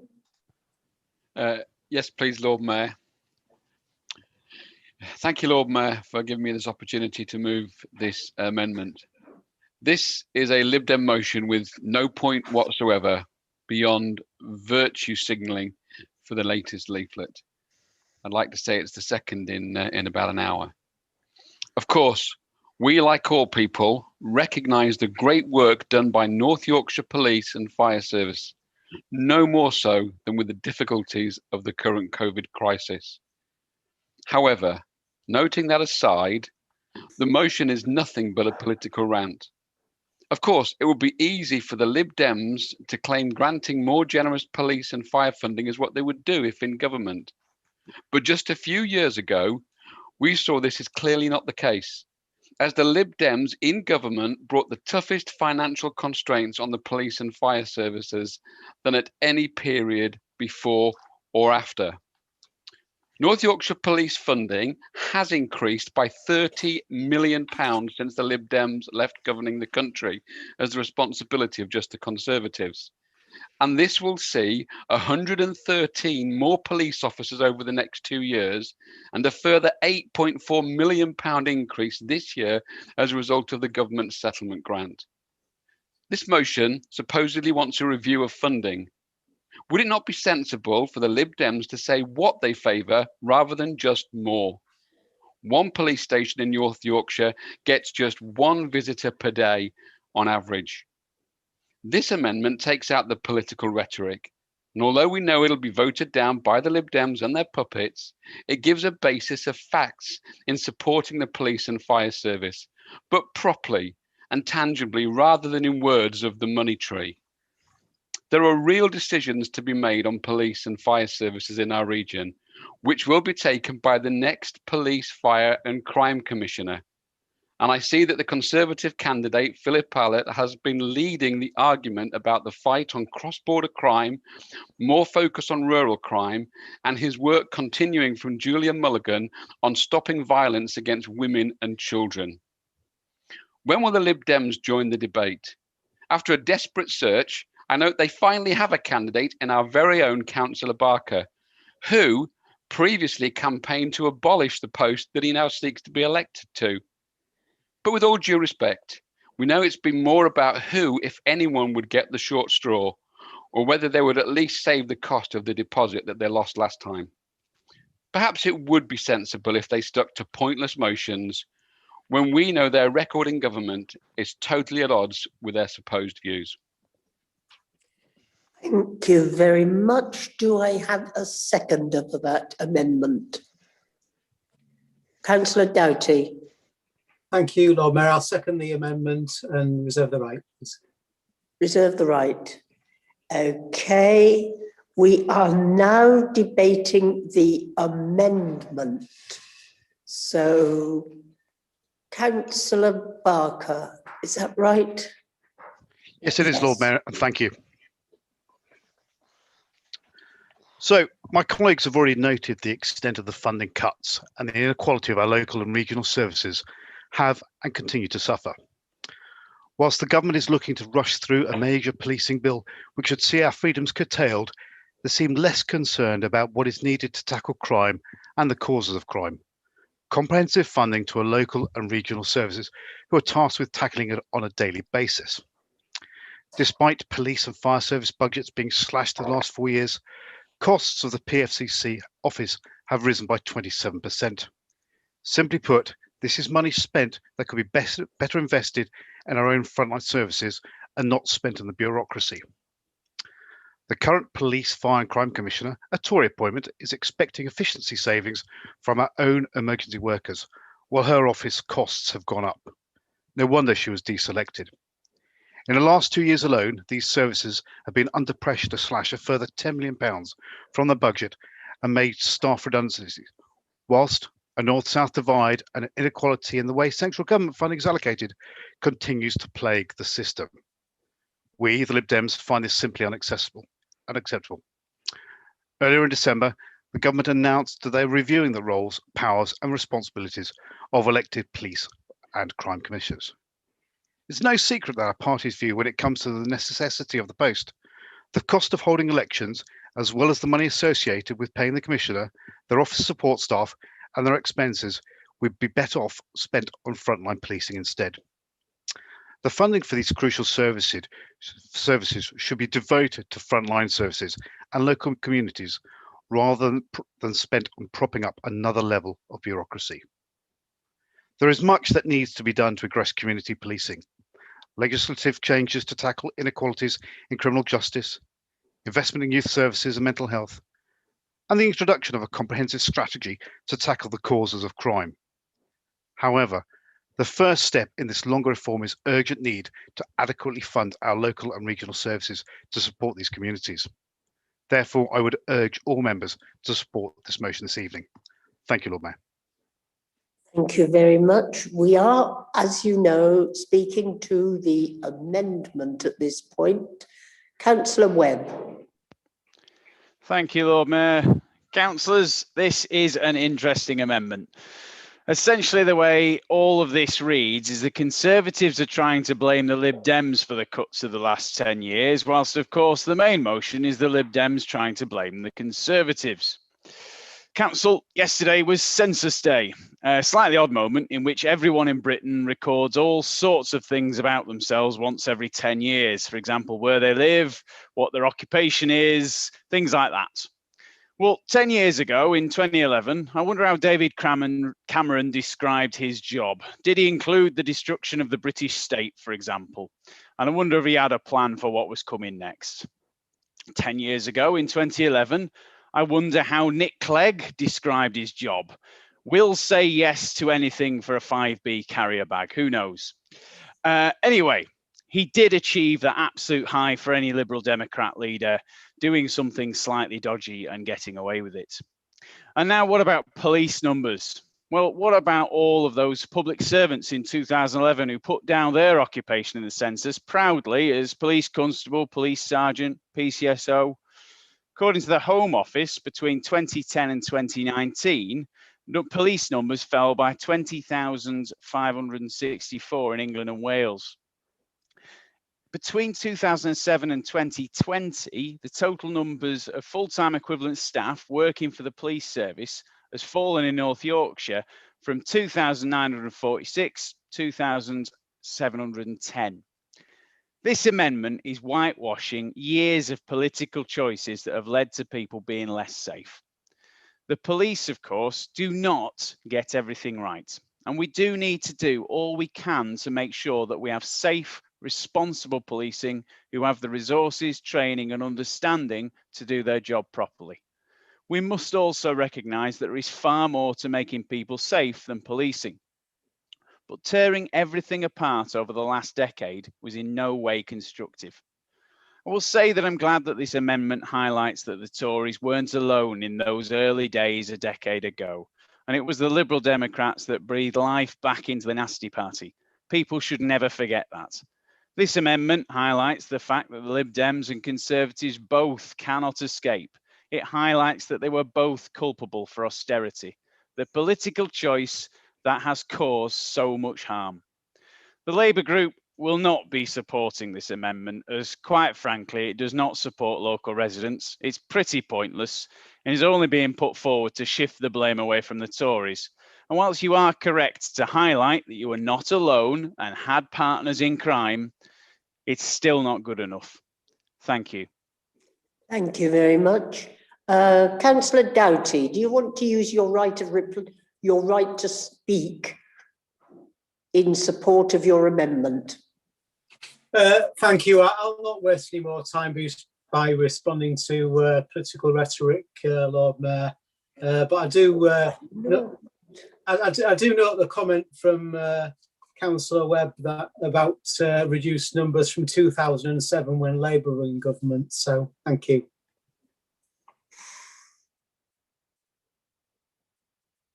Right. Okay.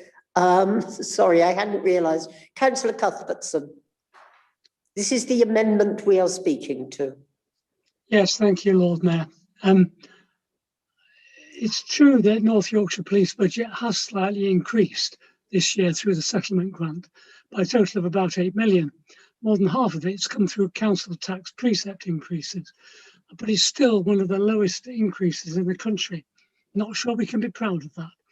In the years for the last 2015 to 2019, funding collected through council tax went up by 13% in real terms, but it's simply smoke and mirrors to dress up income from a rise in a precept collected with council tax, as if it were extra funding from the government.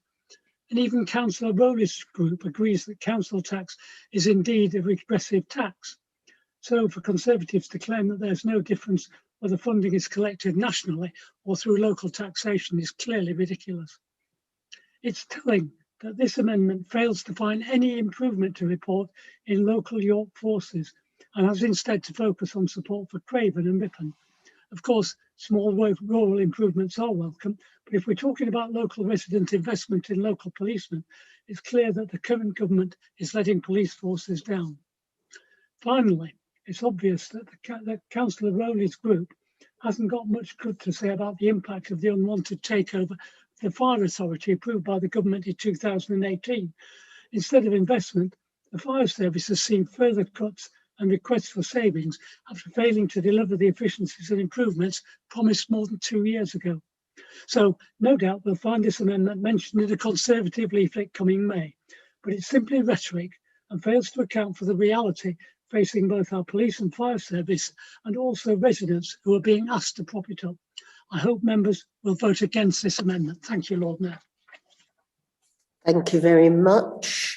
Councillor Waters, I know you've raised your hand. Do you want to speak to the amendment or to the main motion? I'll do my best to speak to them both, actually, Lord Mayor, if I can. Okay, feel free, go ahead. Without getting involved in the political ping pong of them both, I've made my views known on policing methods in the past at full council, so I'm not going to go through the original or amended motion and analyse and debate every word. What really interests me is the last sentence in the original motion and the second last sentence in the amended motion in relation to strengthening the working relationships between the police force and local communities. I would question how those working relationships between the police and, for example, the York taxi drivers community have been affected by the City of York Council's licensing officers refusing to work with North Yorkshire Police. This is after a North Yorkshire Police superintendent obtained an independent legal opinion as to the legality of Uber taxi drivers continuing to work in York. This opinion was not just restricted to breaches of pandemic travel restrictions, but to the whole Section 46 of the licensing part of the 1976 Local Government Act. The police legal opinion concluded that Uber were working illegally in York, and the police could approach Uber drivers and advise of this breach of the law. But it was up to City of York Council licensing officers to enforce jointly with North Yorkshire Police and for the City of York Council to prosecute. Not only have City of York Council officers declined to work with the police on this matter, I suspect that executive have not been kept up to date with the new North Yorkshire Police legal opinion, the ongoing Medway Council action, or the work of other local authorities in dealing with Uber as executive instructed officers in the September 26, 2019 executive minutes. To anyone on the Council's licensing committee or those involved in the York taxi trade, the last few weeks have done nothing to demonstrate collaborative working between the City of York Council and North Yorkshire Police. Quite the contrary. A legal opinion obtained by North Yorkshire Police, proudly put out by a senior police officer, has been buried by this council, wishing to protect the council's legal position, which is out of step with the majority of local authorities up and down the country. Actions speak louder than words. The City of York Council going to work with North Yorkshire Police on dealing with the out-of-town Uber taxi menace in York or not? This should all have been put by the chair of the York Taxi Association under public participation, but she was refused the ability to participate tonight. Thank you, Lord Mayor. Thank you very much. Councillor Mason, you have the right to reply, so I'm not calling you as part of the debate, but I will go to Councillor Kilbane. Thank you. Oh, thanks, Chair. I was just saying, can we move to the vote once Councillor Mason has replied? But I see there are no other hands up. Yes, I think I think it is. I was hoping we might go to the. Yes, Councillor Mason, you have a right to reply to the amendment. Thank you, Lord Mayor. I'll do my speech, then I'll maybe pick up some of the comments from Councillor Waters in the interest of transparency and being open. Thank you, Lord Mayor. Unsurprisingly, we'll not be supporting this amendment, as it does nothing but mislead and absolutely defeats the original motion. It's truly bizarre for Conservative councillors to pretend that it was not the Conservative Home Secretary whose policies led to more than 20,000 police officers being cut and budgets slashed. Whilst this won't fit with the political narrative that the opposition will be wanting to set tonight, it's worth remembering that austerity measures effectively began in 2008 when the Labour Party put in the largest cuts to the public services when they were enacted through the coalition. I'll not spend my time counting all of the cuts that the Lib Dems, as junior partners of the coalition, were able to stop. However, we can't pretend that the cuts to police forces were reversed after 2015. In reality, police numbers continue to decline after 2015. A total of 6,853 police officers and PCSOs were axed from local policing units between 15 and 17. The Conservative government cut funding to North Yorkshire Police Force by 5.9% in real terms between 2015-16 and 19-20. Let's not forget that I might be repeating myself here, Lord Mayor. No, I don't think so. Let's not forget that in 2015, both Conservative and Labour argued for a 20% and a 10% cut retrospectively in police budgets. Since then, the budgets have been protected rather than increased. However, investment has been targeted towards anti-terrorism measures rather than local forces and community policing. Conservatives have spent the last decade denying police forces the resources that they need to keep the public safe. Now they're rushing to recruit 20,000 more police officers to replace the ones that they've cut, but without upfront funding. Forces are having to cut back more back office police staff due to this.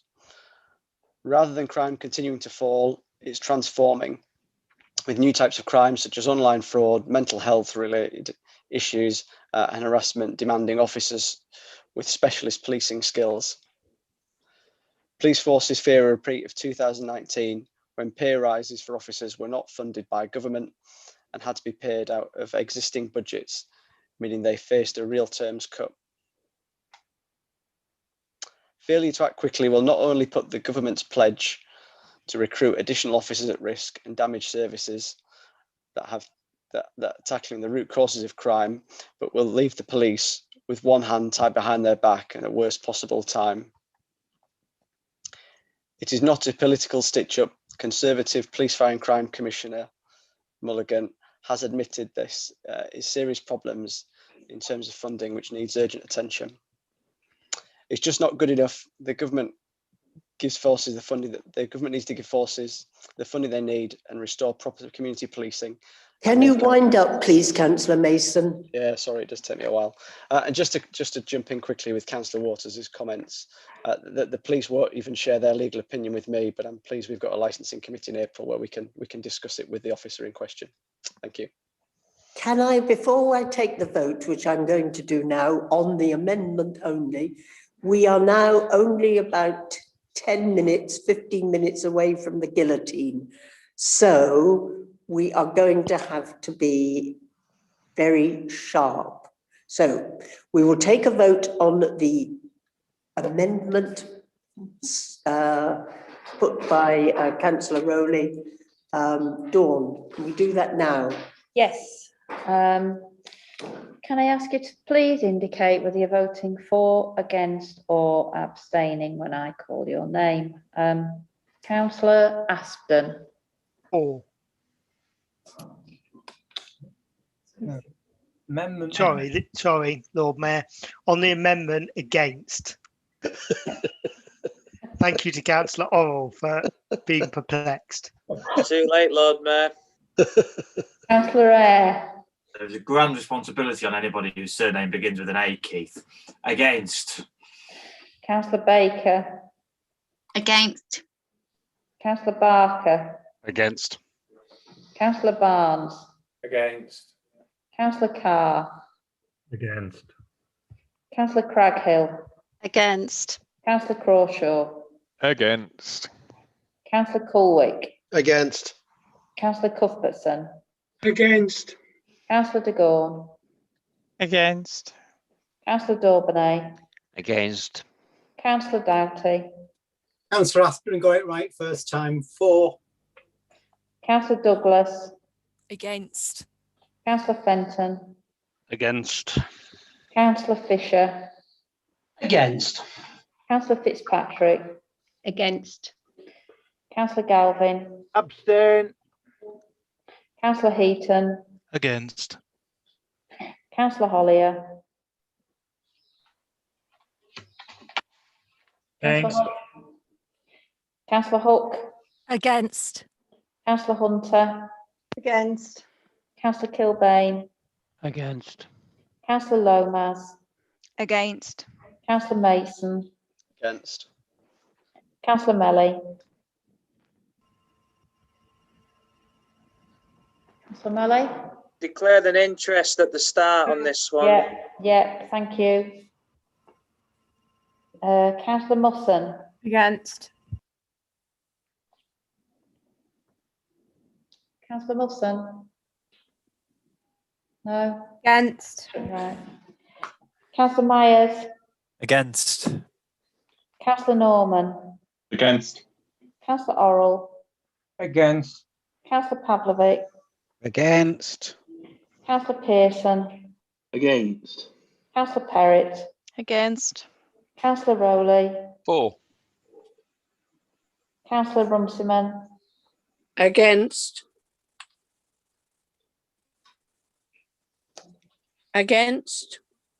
Councillor Smalley. Against. Councillor Dave Taylor. Against.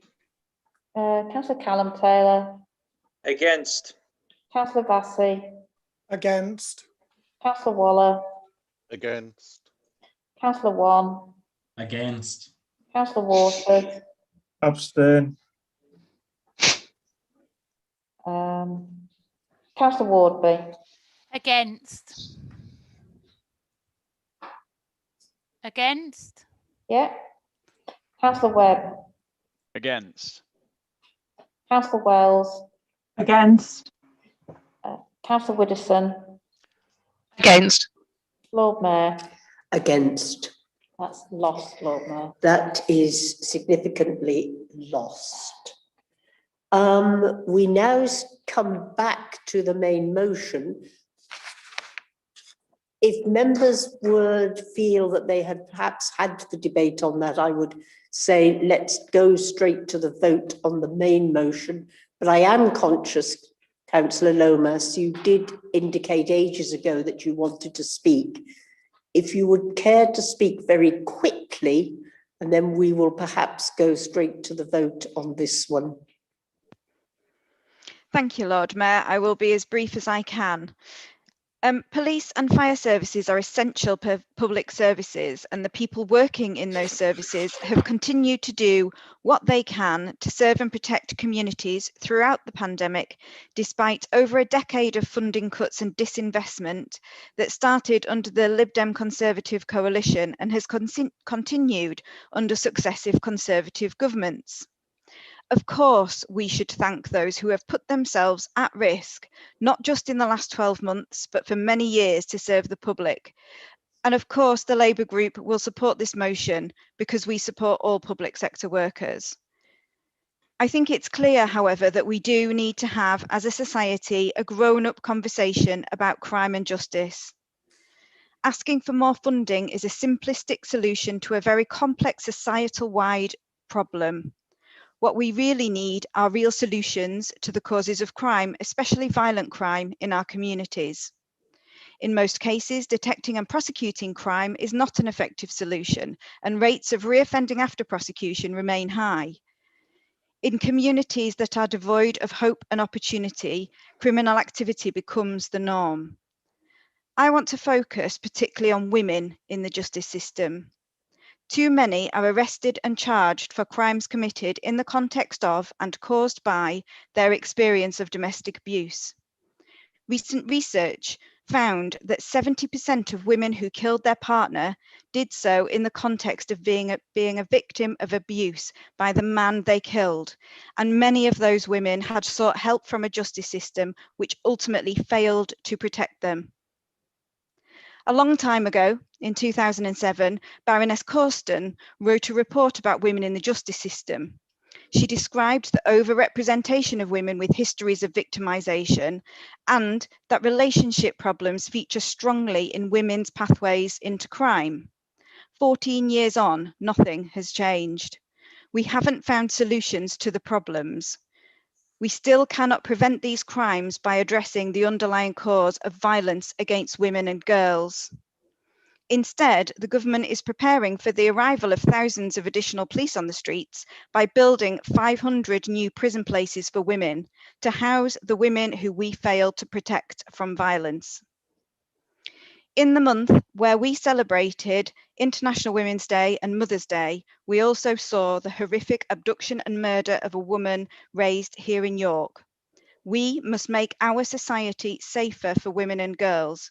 And the answer is not just about saying thank you to workers who've been treated poorly for years and to put back some of the resource removed in the last 11 years of austerity. Thank you. Thank you very much. Councillor Mason, you have a right of reply. Do you want to waive it? No, thank you. Feel free to move on to the vote. Thank you very much. Can we take a vote on the substantive motion as unamended? Dawn? Okay, yes. Please indicate whether you're voting for, against or abstaining in relation to the unamended motion. Councillor Aspden. I'll catch up this time. For, Lord Mayor. Yes. Councillor Eyre. For. Councillor Baker. For. Councillor Barker. For. Councillor Barnes. For. Councillor Carr. For. Councillor Craghill. For. Councillor Crawshaw. For. Councillor Colwick. For. Councillor Cuthbertson. For. Councillor de Gorne. 4. Councillor Daubeny. 4. Councillor Doherty. Abstain. Councillor Douglas. 4. Councillor Fenton. 4. Councillor Fisher. 4. Councillor Fitzpatrick. 4. Councillor Galvin. 4. Councillor Heaton. 4. Councillor Hollier. 4. Councillor Hook. 4. Councillor Hunter. 4.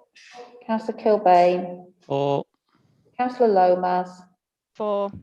Councillor Mason. 4. Councillor Melly. No. Interest. Councillor Musson. 4. Councillor Myers. 4. Councillor Norman. With significant reservations. 4. Councillor Orrell. With no reservations. 4. Councillor Pavlovic. 4. Councillor Pearson. 4. Councillor Perrott. 4. Councillor Rowley. Abstain. Councillor Runciman. 4. Councillor Smalley. 4. Councillor Dave Taylor. 4. Councillor Callum Taylor. 4. Councillor Vassey. 4. Councillor Waller. 4. Councillor Wong. 4. Councillor Waters. Abstain. Councillor Wardby. 4. Councillor Webb. 4. Councillor Wells.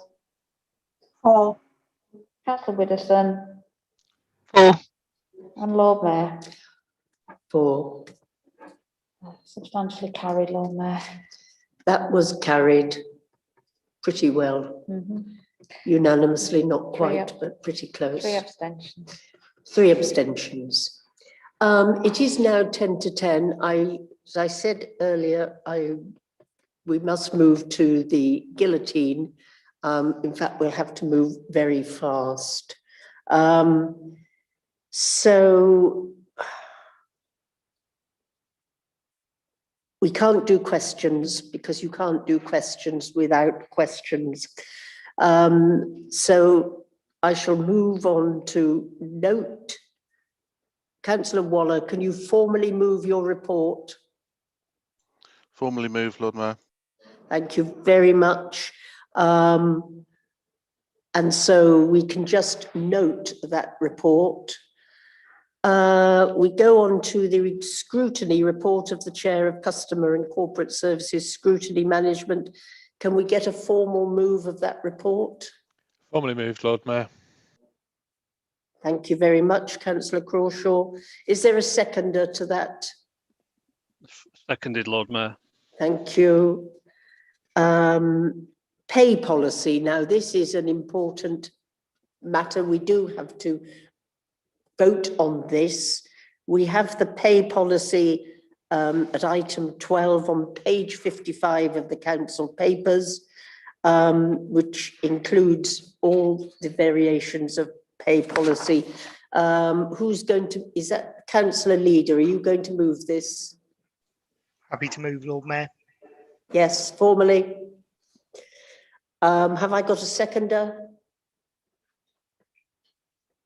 Seconded, Councillor Daubeny, I think, or Councillor de Gorne. Right. I'm not taking any debate on the recommendations. Can I see with a hand if anybody is against the pay policy? Right, I think that is clear. Thank you very much indeed.